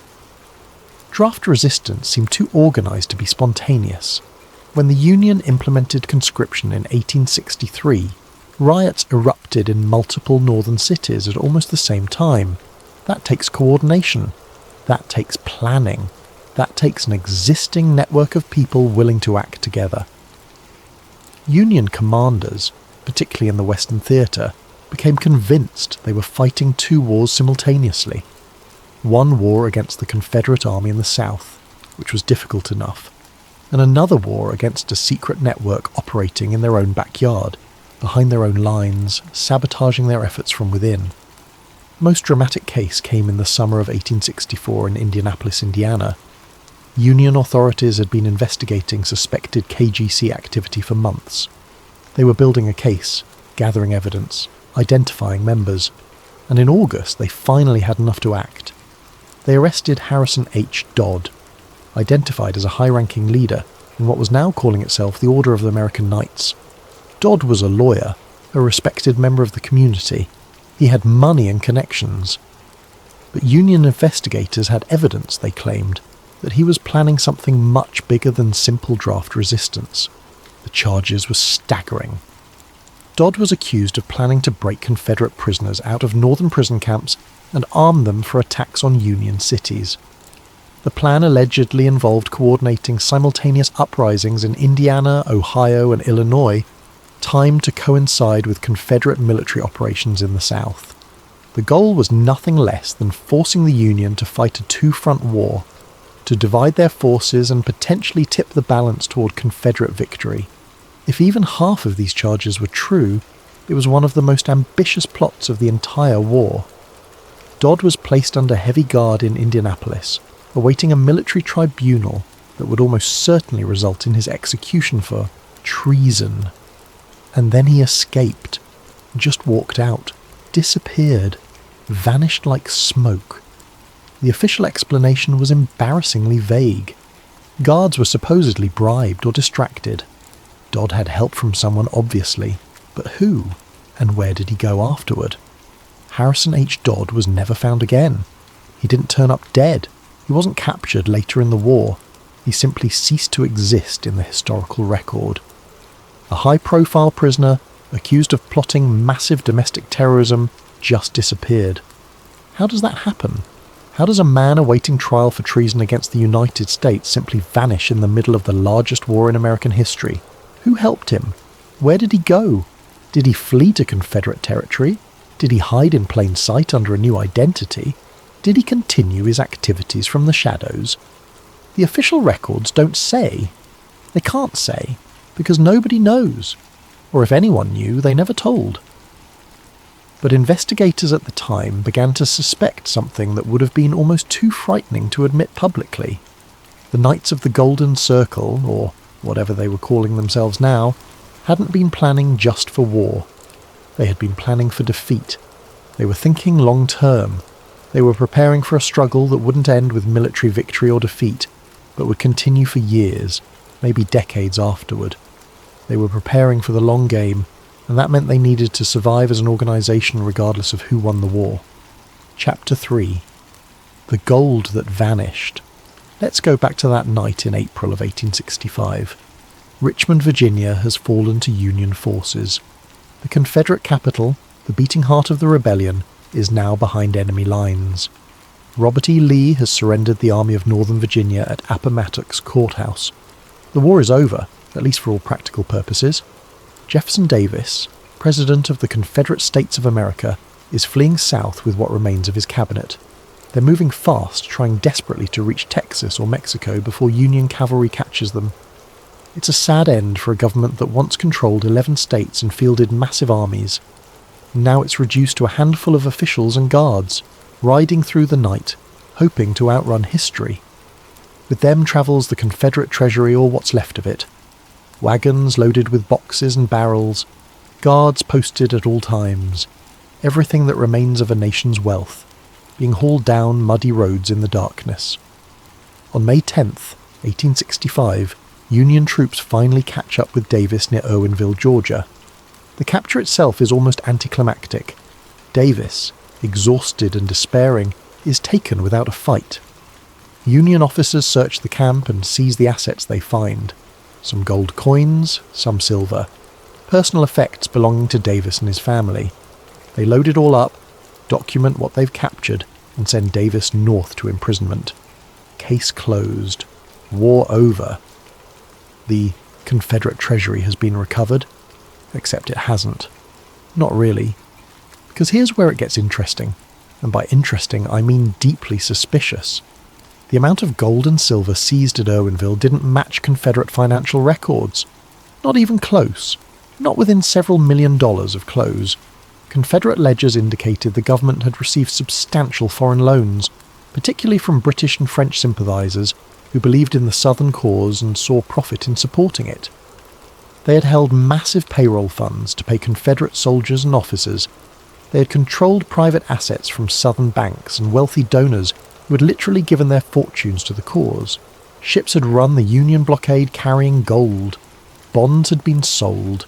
Wealth had been concentrated. Where did it all go? Union authorities interrogated Davis and his associates extensively. They weren't gentle about it. They wanted answers. They needed answers. The American people were demanding answers. Where was the Confederate gold?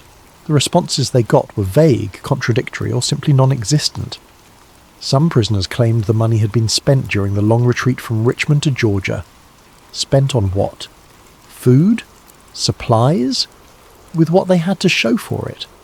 Others said it had been stolen by deserting soldiers in the chaos of the Confederate collapse. Possible, but that would mean finding huge amounts of gold on random deserters, and that didn't happen. A few witnesses gave a different explanation, and this one kept coming up in different interviews, from different people who had no reason to coordinate their stories. They said the money had been distributed to various trusted officers with orders to hide it until the South could rise again. Hide it geographically, spread it out, make it impossible to find or seize all at once. That last explanation kept coming up. Hide it until the South could rise again, not spend it, not secure it, hide it. As if defeat was not the end of the conflict but merely an intermission. Witnesses later came forward with stories that gave texture to these vague explanations. A wagon train guarded by men in Confederate uniforms, splitting off from the main column near the Georgia-South Carolina border and heading into the wilderness. Where were they going? Nobody followed to find out. Gold bars being loaded onto mules in the dead of night while the main camp slept. Who ordered it? Who received it? Trusted officers receiving sealed orders from Davis himself and then disappearing into the countryside, never to rejoin the retreating government. And when investigators tried to track down these officers, tried to follow these leads, they hit walls. The men involved? Many were later identified as former Knights of the Golden Circle members, not suspected members, documented members whose names appeared on captured KGC membership rolls from earlier in the war. Southern bankers with secret affiliations who had managed the Confederacy's finances. Confederate intelligence officers who had spent the war running covert operations. These weren't random choices. These were men selected for a reason. Men who could keep secrets. Men who belonged to organizations that valued loyalty unto death. By 1866, barely a year after the war's end, rumours were spreading across the South like a fever. The gold was out there somewhere, buried in caches scattered across multiple states, hidden in caves known only to a few, divided among trusted guardians who had sworn oaths to protect it with their lives, and all of it allegedly marked with symbols, protected by coded maps, and defended by men who would kill to keep the secret. The treasure hunt had begun, and it would claim lives for decades to come. Chapter 4. Symbols in the Woods. Over the next several decades, something strange started happening across the American South. People began finding things in the woods, in their fields, carved into rocks on their property. Strange symbols, deliberate markings, messages from the past written in a language most people couldn't read. The symbols were consistent enough that researchers eventually compiled catalogues trying to decode them. Hearts with arrows pointing in specific directions, turtles with marks on their shells indicating numbers or distances, owls with one eye open, turkey tracks arranged in patterns that seemed too deliberate to be natural, snakes forming circles or figure eights, all arranged in ways that suggested purpose, meaning, direction. These weren't random scratches made by bored travellers. These were carved with tools, positioned in relation to landmarks, often protected from weather by overhangs or deliberate placement. Someone had spent time on them. Someone had meant them to last. Someone had intended them to be found by people who would know what they meant. Were these markers pointing to buried Confederate gold? Or were they elaborate hoaxes created by con artists preying on Southern desperation and nostalgia? The problem with dismissing them as hoaxes is simple and disturbing. People who found these markers often died. Not eventually, not of old age, suspiciously, quickly, under circumstances that didn't quite add up. I'm not exaggerating for effect. There's a pattern in the historical record that's genuinely disturbing when you see it laid out. A farmer in rural Georgia finds a carved stone on his property while ploughing. It's got symbols he doesn't recognise, but they're clearly man-made and look old. He mentions it at church the following Sunday, excited about the possibility of finding treasure. 2 weeks later, he's found dead in the woods, supposedly from a hunting accident. Except he wasn't carrying a rifle. His rifle was found at home, so who shot him? A prospector in Arkansas discovers a map hidden in the lining of an old Confederate uniform he bought from a widow. The map shows landmarks he recognises, symbols he doesn't. He starts asking around town about the symbols, showing the map to people he trusts. His cabin burns down 3 weeks later with him inside. The fire inspector rules it an accident, despite finding evidence the door had been nailed shut from the outside. A family in Missouri begins digging in a suspicious location on their land after the grandfather claims he remembers Confederate soldiers burying something there during the war. They find a stone marker with KGC symbols. They dig deeper. Armed men arrive at their property one night, masked and carrying weapons. They order the family to stop digging, to forget what they've seen, and to never speak of it again. The family stops digging. They don't report it to the sheriff. When asked about it years later, they claim they don't remember what the armed men looked like or how many there were. They're terrified decades after the fact. The newspapers of the late 1800s are full of these stories, particularly in Texas, Arkansas, Missouri, Kentucky and Georgia. Local papers would run articles about mysterious deaths, strange intimidation, and treasure hunting gone wrong. And here's the unsettling part. In most cases, local sheriffs didn't investigate thoroughly. Or if they did, the cases were quietly dropped without explanation.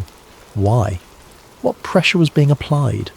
Who had enough influence in multiple states to make law enforcement back off repeatedly? The implication is obvious but terrifying. Someone was guarding something. And they had enough power, enough reach, enough organisational capability to intimidate local law enforcement in multiple states across multiple decades.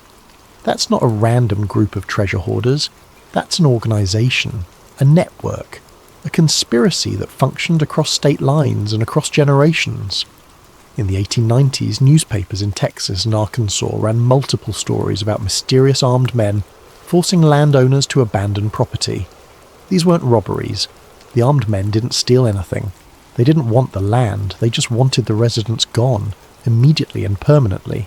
No explanations, no negotiations. Just leave and don't come back. Some families complied. They packed up and left, abandoning property they'd owned for decades. Others tried to stand their ground and found themselves facing escalating harassment. Livestock killed, barns burned, warning shots fired at night. Eventually everyone left. Who were these men? What were they protecting? Were they remnants of the Knights of the Golden Circle, still operating decades after the Civil War? Were they descendants of the original knights, carrying on some kind of guardian tradition passed down through families? Were they hired muscle being paid by someone with resources and a vested interest in keeping certain areas undisturbed? Or were they something else entirely? Something that had evolved from the knights but wasn't quite the same? Organisation anymore? Chapter 5. From Knights to Clan. We need to talk about timing. And when I say we need to talk about it, I mean this is one of those historical coincidences that's almost too convenient to be a coincidence. December of 1865, Pulaski, Tennessee. Just 8 months after the war's end. 6 Confederate veterans are sitting around, bored and restless.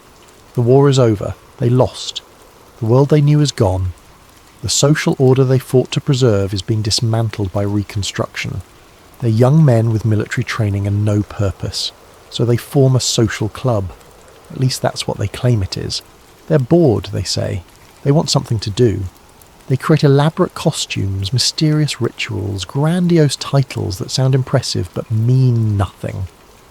They ride through town at night in sheets and hoods, pretending to be ghosts of dead Confederate soldiers. It's all just pranks and theatre, they insist. They call themselves the Ku Klux Klan. The name comes from the Greek word kuklos, meaning circle. Interesting choice of words, isn't it? Circle. At first, it really did seem to be just a social club. Costumes and midnight rides.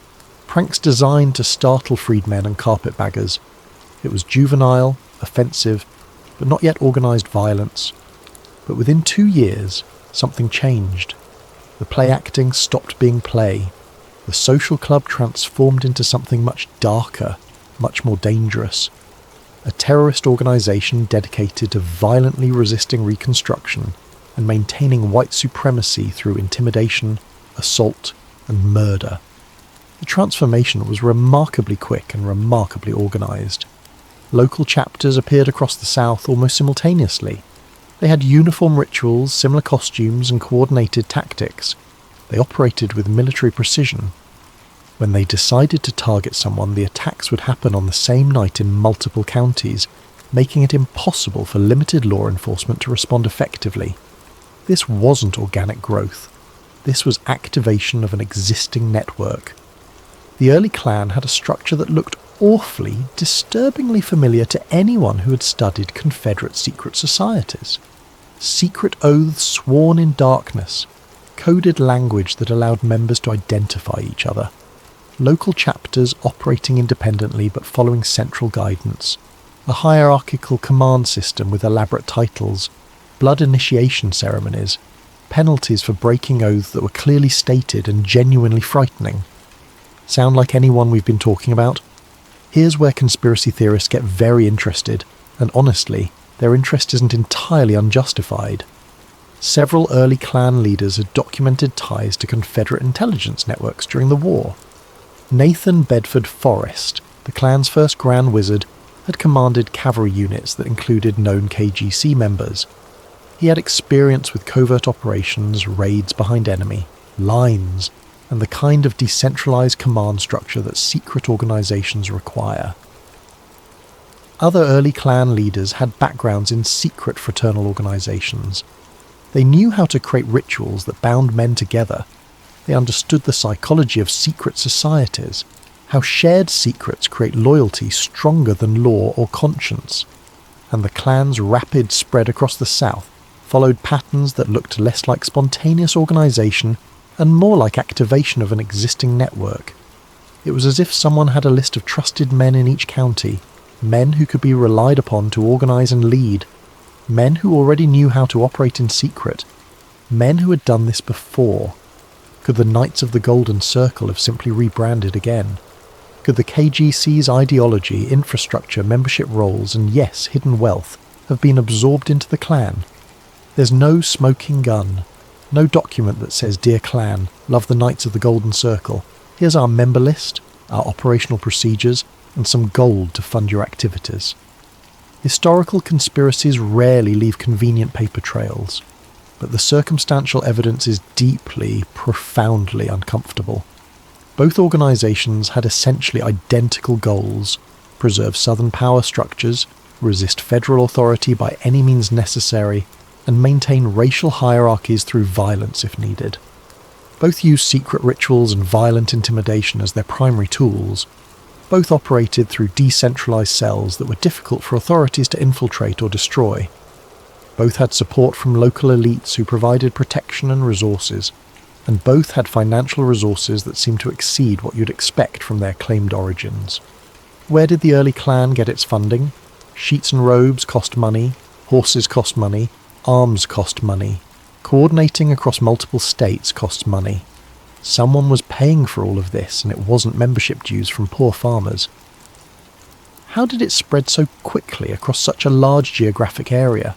Who was coordinating the violence? Who was training local leaders? Who was providing the operational manuals that made different clan chapters operate so similarly? The official histories don't have good answers to these questions. Maybe because the truth was too disturbing to admit.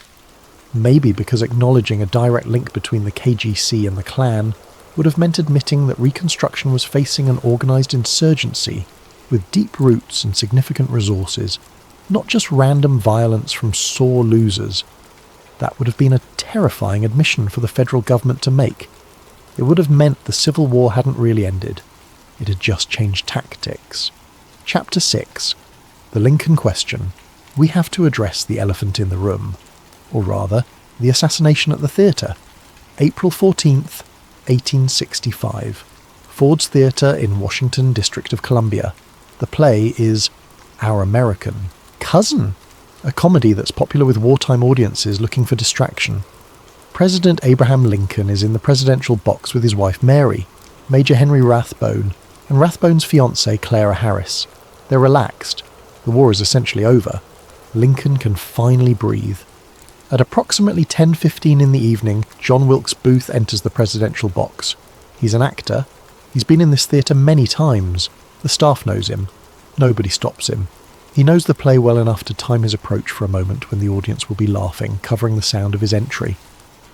Booth shoots President Abraham Lincoln in the back of the head at point-blank range. Lincoln slumps forward, mortally wounded. He'll die the next morning, never regaining consciousness. Booth leaps from the box to the stage, breaking his leg in the landing, and shouts something the witnesses can't quite agree on. Then he limps out of the theatre and disappears into the Washington night. For 12 days, John Wilkes Booth evades capture. Let that sink in.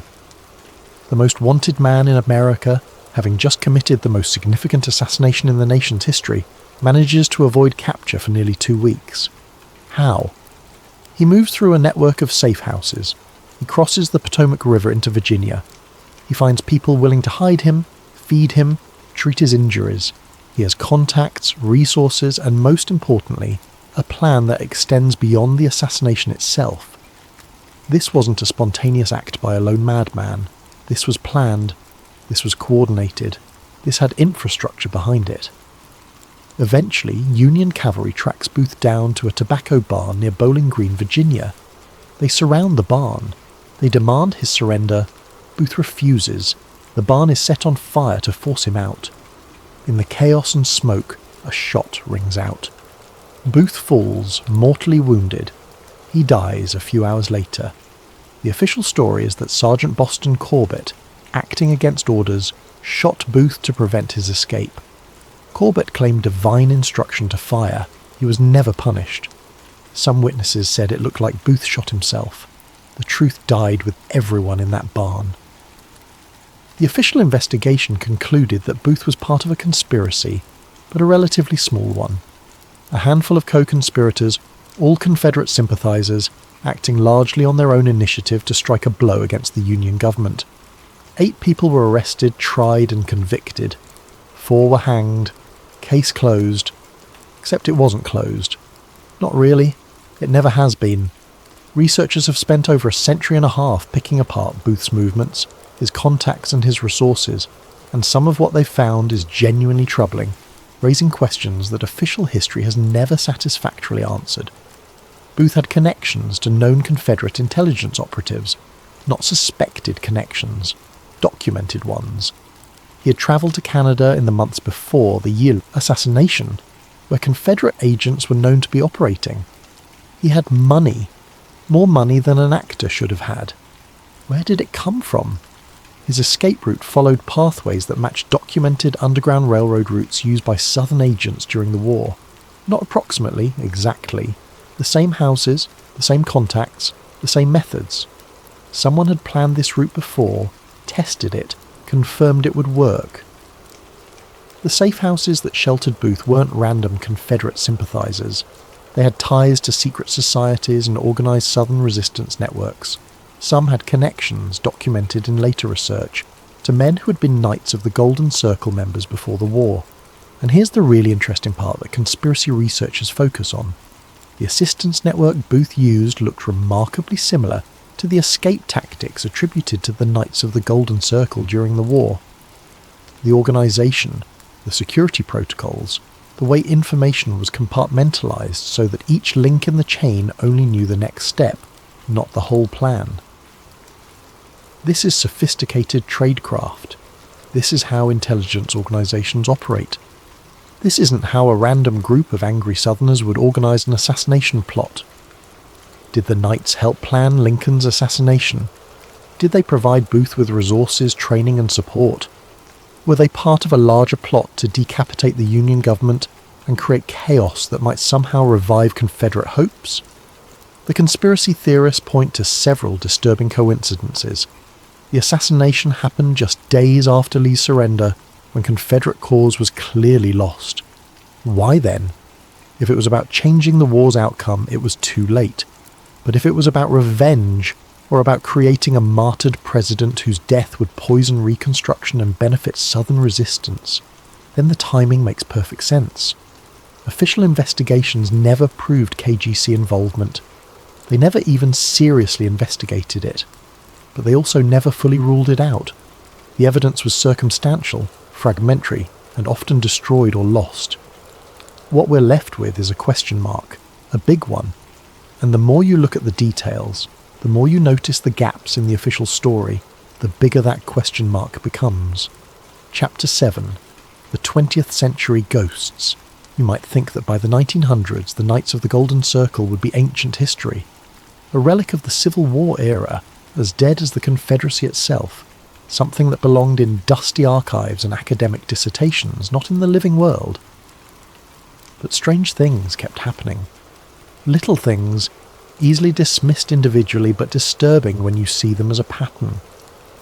Throughout the early 20th century, occasional reports surfaced that didn't quite make sense. Men in small southern towns identifying themselves as knights to people they thought they could trust. Why would anyone claim membership in a defunct organisation unless it wasn't actually defunct? Old Confederate symbols appearing in unexpected places, carved into the foundations of new buildings, or incorporated into business logos in ways that seemed deliberately coded. Bank records tied to defunct Southern trusts that seemed to have more money than they should, funds that appeared to grow over time rather than depleting. In 1934, something happened in Oklahoma that encapsulates the entire mystery. A man named William, a carpenter and amateur historian, was renovating an old house that had supposedly been built by a Confederate veteran. He was tearing out a wall when he found something hidden in the cavity between the studs. A map, hand-drawn on aged paper, sealed in oilcloth to protect it from moisture. The map showed local landmarks, some of which still existed, others that William had to research to identify, and it was covered in symbols, hearts, turtles, owls, the same symbols that had been appearing on treasure maps and stone markers for 70 years. William was excited. He was careful. He didn't immediately announce his find to the world. He showed it to a few trusted friends. He started researching the symbols, trying to decode them. He planned an expedition to some of the marked locations. He was methodical, thoughtful, doing everything right. 3 weeks later, William was found dead in his home.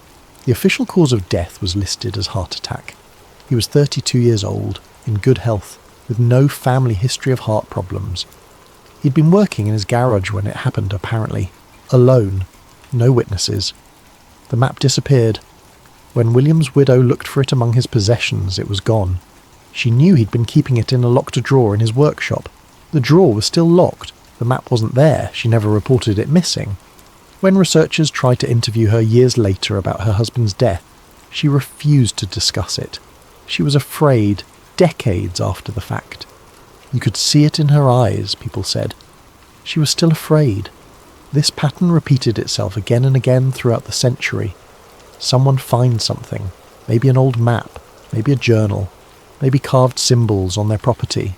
They get excited, they tell people, they start investigating. Then suddenly they don't want to talk anymore. Or they can't. In 1957, a man in Arkansas claimed he'd found a carved stone with KGC symbols while clearing land. He brought it to the local historical society, excited to share his discovery. The society photographed it, documented it, and asked if they could keep it for further study. He agreed. 2 weeks later, he returned and demanded the stone back, visibly shaken. The society returned it. He destroyed it with a sledgehammer in the parking lot, then left and never spoke of it again. Historical Society members later said he looked terrified, like someone had put a genuine fear into him. In 1973, a construction crew in East Texas accidentally uncovered what appeared to be a small buried vault while excavating for a shopping center foundation. Inside were Confederate coins, personal effects, and documents.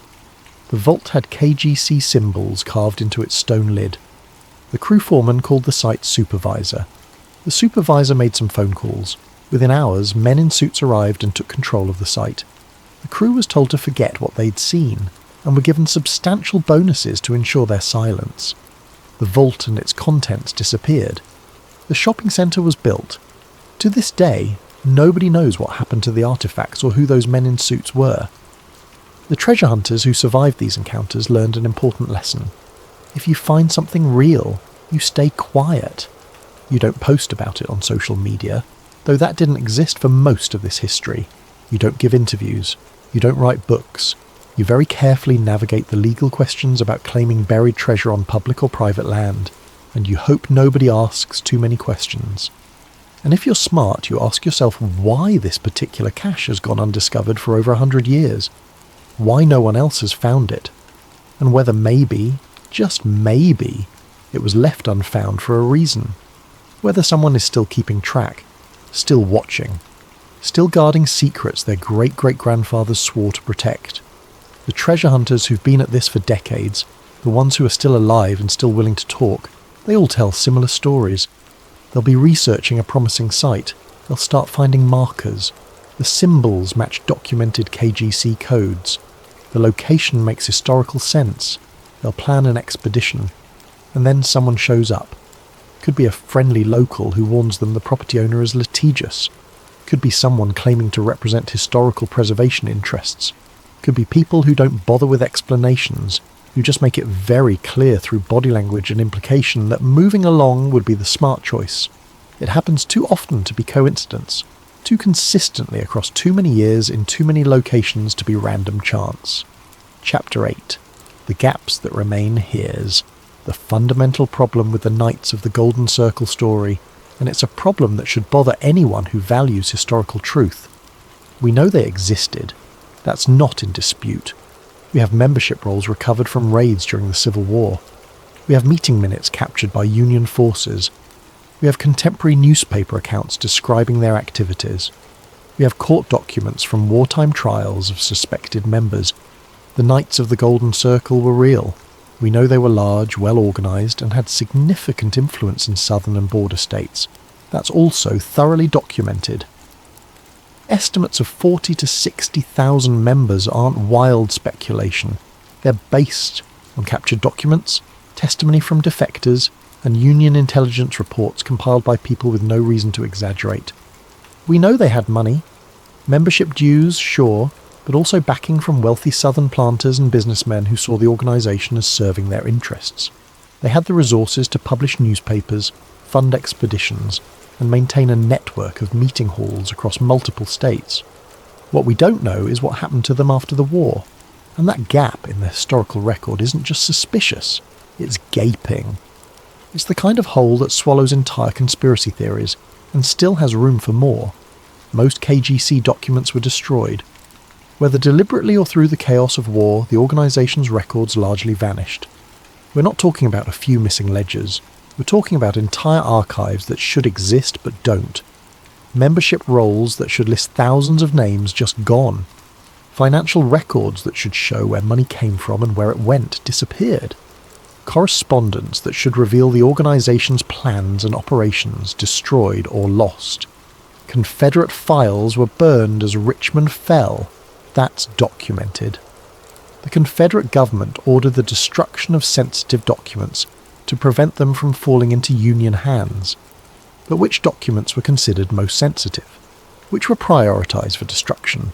Were KGC files among them? We don't know, because the records of what was destroyed were also destroyed. Post-war America had powerful reasons to bury the past and move forward. The country was exhausted, hundreds of thousands dead, the economy shattered, the social order completely upended. There was a genuine, understandable desire to just stop fighting and start rebuilding. Admitting that a large, well-funded secret society had survived the war and might still be operating would have been devastating to that effort. It would undermine everything Reconstruction was trying to accomplish. It would expose federal failures to control domestic threats. It would raise uncomfortable questions about missing Confederate assets and who might have access to them. It would suggest that the war hadn't really ended, just changed forms. So the official story became simple, clean, reassuring. The Knights of the Golden Circle were a pre-war conspiracy that faded away when their dreams of a southern empire died at Appomattox. They disbanded. Their members went home. Some joined other organisations like the Klan, but the KGC itself ceased to exist. End of story. Clean, simple, reassuring. Probably not true. Because here's what doesn't make sense about that narrative.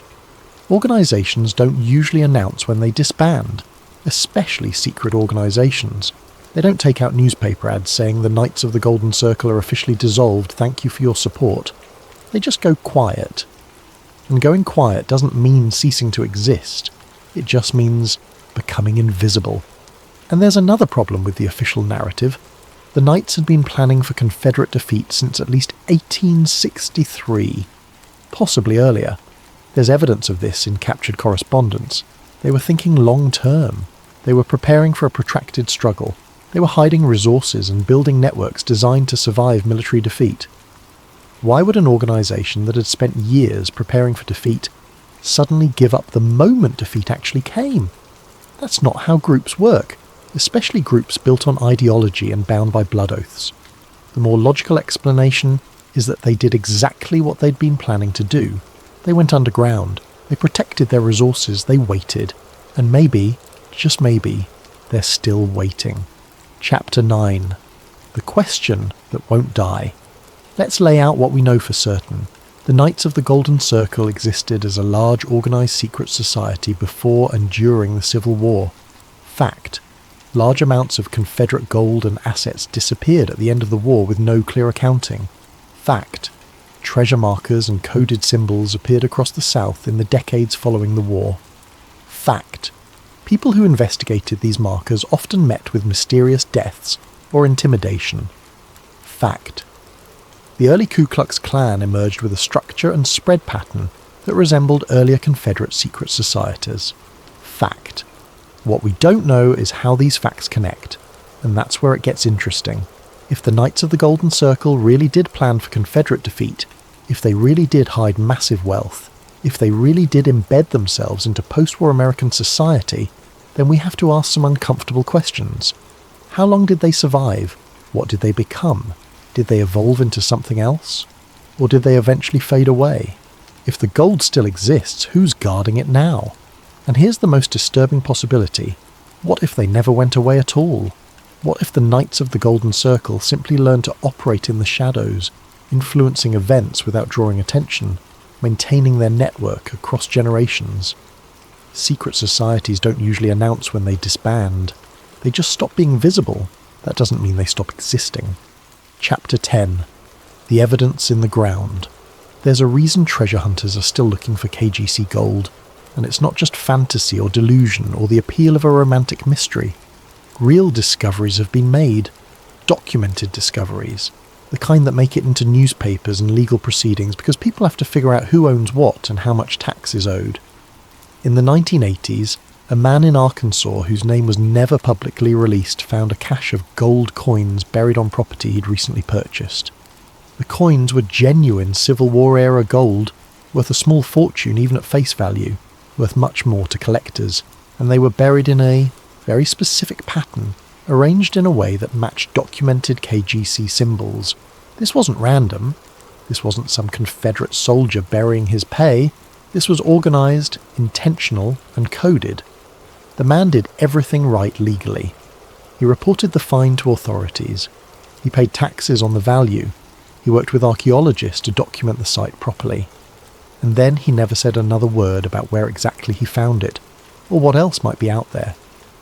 When reporters tried to follow up, he refused all interviews. When treasure hunters tried to trace the location based on public records, they hit dead ends. The man knew what he'd found, reported enough to stay legal, and then sealed his mouth shut. Why? What did he know?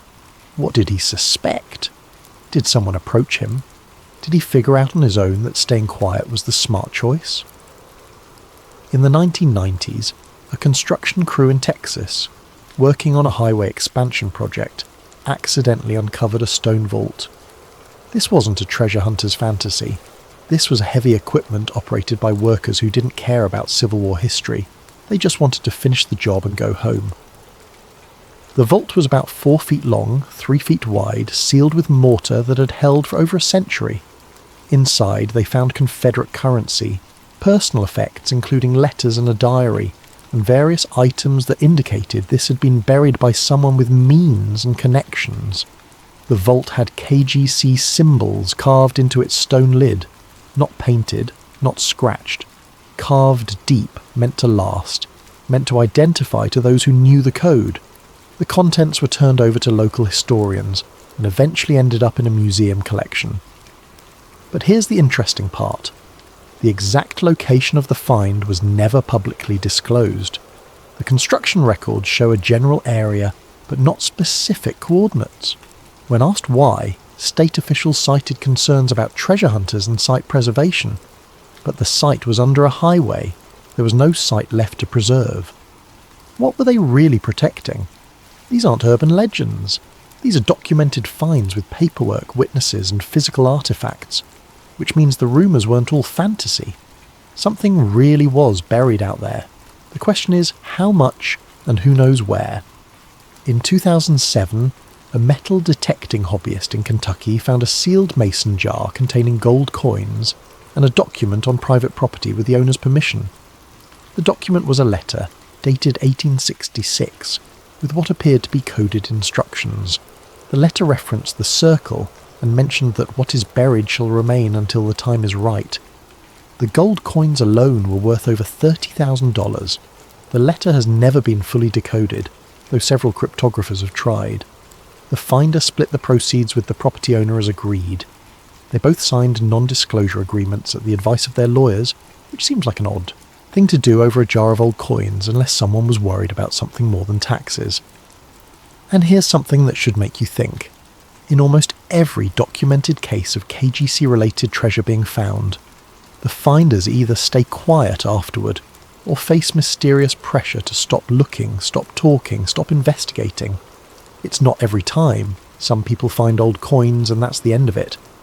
But when the find includes KGC symbols, when it appears to be part of a larger pattern, when it suggests there's more out there, that's when things get strange. That's when people start getting careful about what they say. Chapter 11. The Map That Can't Be Read. Here's something that genuinely haunts researchers who study the KGC. Something that keeps them up at night turning over possibilities in their minds. Authentic treasure maps allegedly created by the Knights do exist in various museums and private collections across the South. They've been authenticated as period documents by multiple experts. The paper is right, matching paper stock from the 1860s. The ink is right, consistent with iron gall ink used during the Civil War era. The handwriting matches known Confederate styles and shows the characteristic flourishes of educated men from that period. These aren't obvious forgeries created by modern hoaxers. These are genuine 19th century documents, but they can't be read. And that's the problem that's driven cryptographers and treasure hunters to distraction for over a century. The maps use a cipher system that has never been fully cracked. Symbols that might represent landmarks, distances or directions, but without a key, without the codebook or verbal instructions that would have been passed between members, they're just intricate drawings. Beautiful, precise, maddeningly useless drawings. Some researchers have spent entire careers trying to decode these maps. They've applied every known cipher technique from the 1800s. They've tried substitution ciphers, where each symbol represents a letter or number. They've tried transposition ciphers, where the symbols need to be rearranged according to a pattern. They've tried book ciphers, where the symbols might reference specific words in well-known texts like the Bible or Shakespeare. Nothing works completely. They can make educated guesses. They can extrapolate based on geographical knowledge and historical context. They can sometimes identify what might be a church or a river or a crossroads, but they can't definitively read the maps from start to finish. They can't follow the instructions the way the original knights would have. And here's what makes it even more frustrating. The cipher system appears to be multi-layered. Some symbols seem to be straightforward landmarks.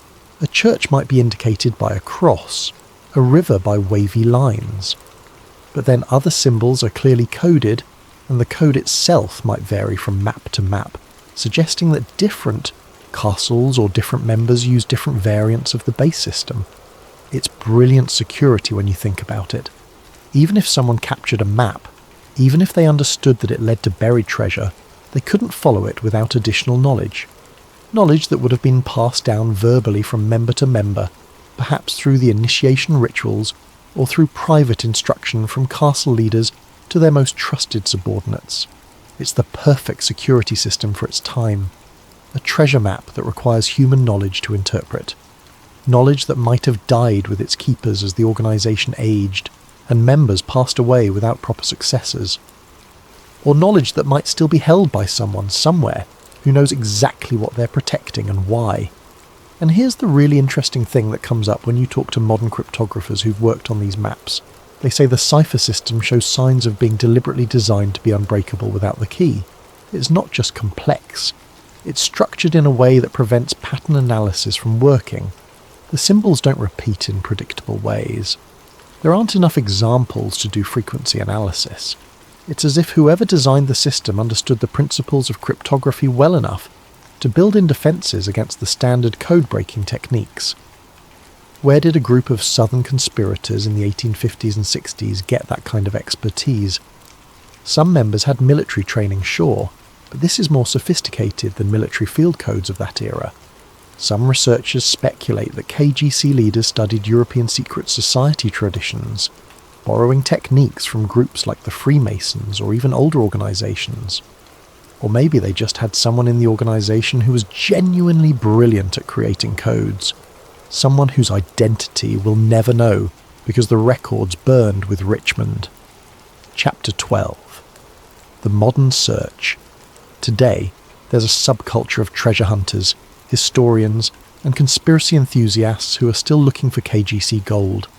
They compare notes online, they share theories, they make expeditions into remote areas of the South with metal detectors and ground-penetrating radar. Most find nothing.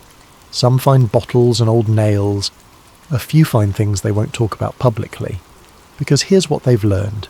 If you find something real, you stay quiet. You don't post about it on social media.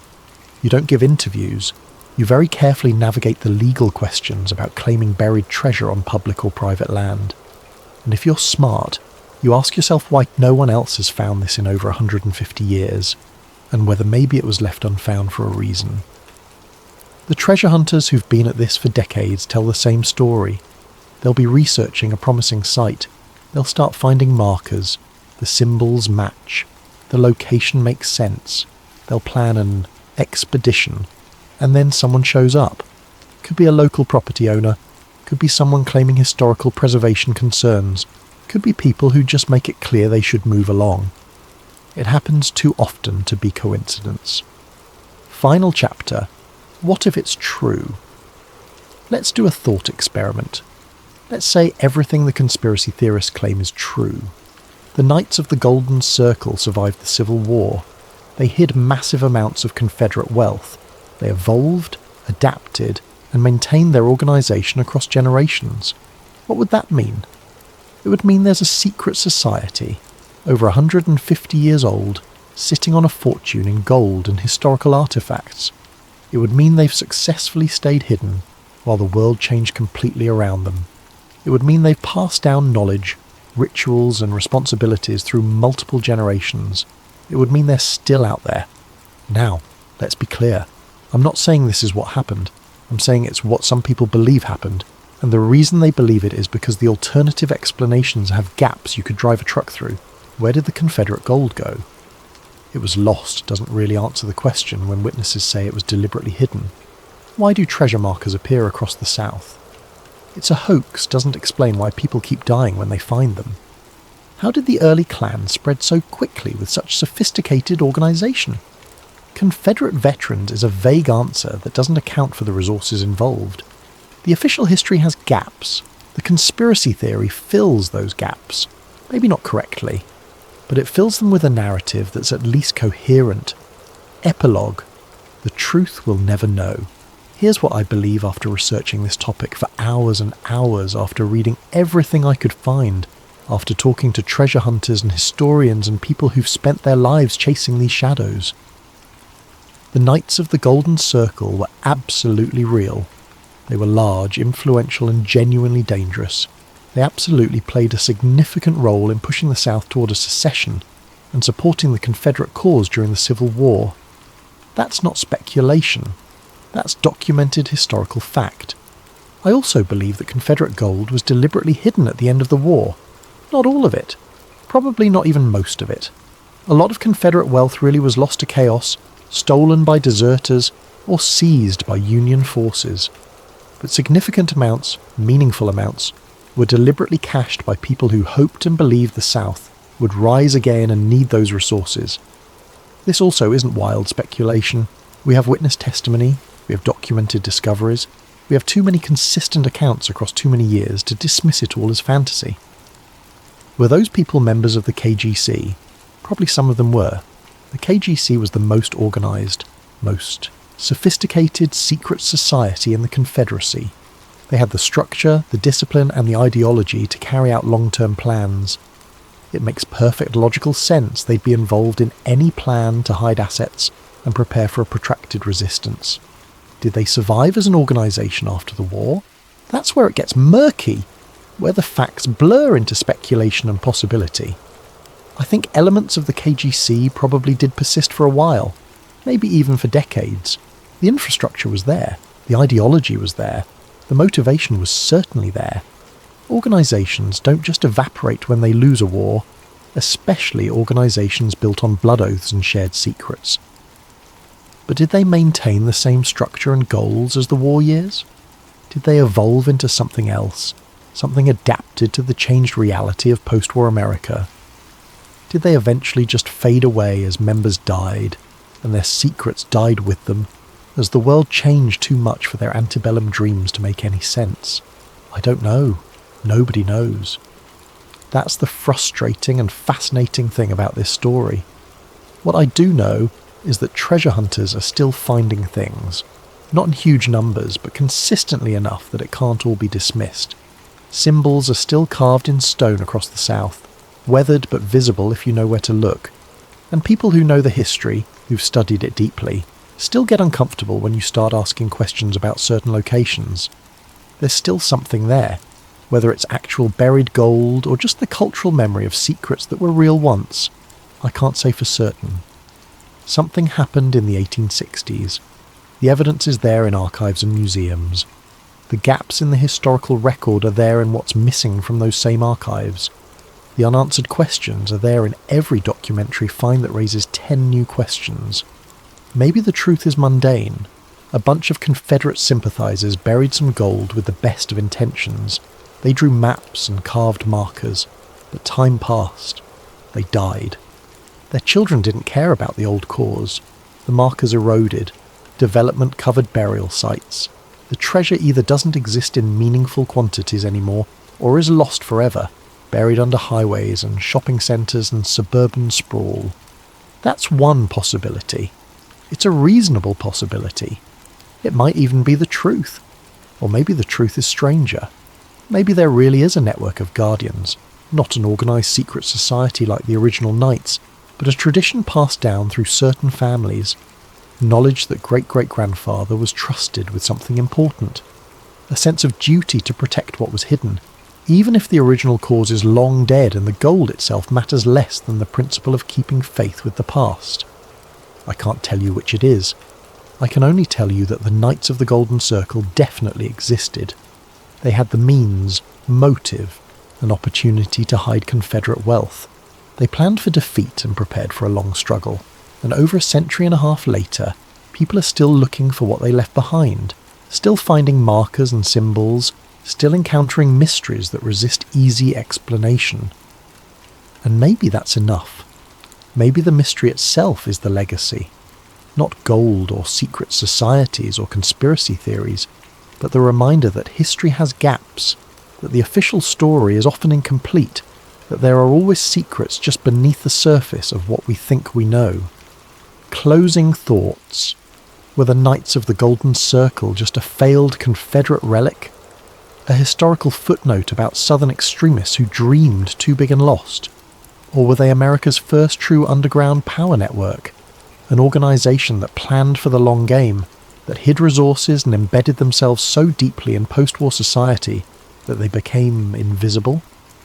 And if the gold still exists, sitting in caves or buried under farmland or hidden in places no one has looked for 150 years, who's guarding it now? Is it still being guarded at all? Or has time finally won, and the secrets of the Knights of the Golden Circle died with the last generation that knew them? I don't have answers, just questions. And the more you dig into this story, the more questions you'll have too. So maybe that's the real legacy of the Knights of the Golden Circle, not gold or secret societies or conspiracy theories. Just questions that won't die, gaps in history that won't be filled, symbols carved in stone that no one alive can fully interpret, and treasure hunters still walking into the woods, looking for something that might not want to be found. Thanks for listening tonight. If you enjoyed this deep dive into one of America's most persistent mysteries, please consider supporting the channel. Use those hype points. Leave that Spotify review.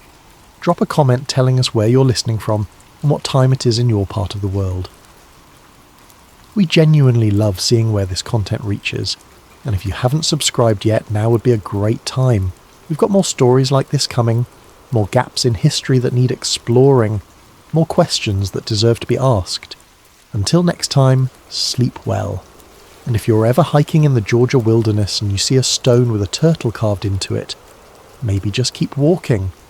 Some secrets have stayed buried this long for a reason. Good night.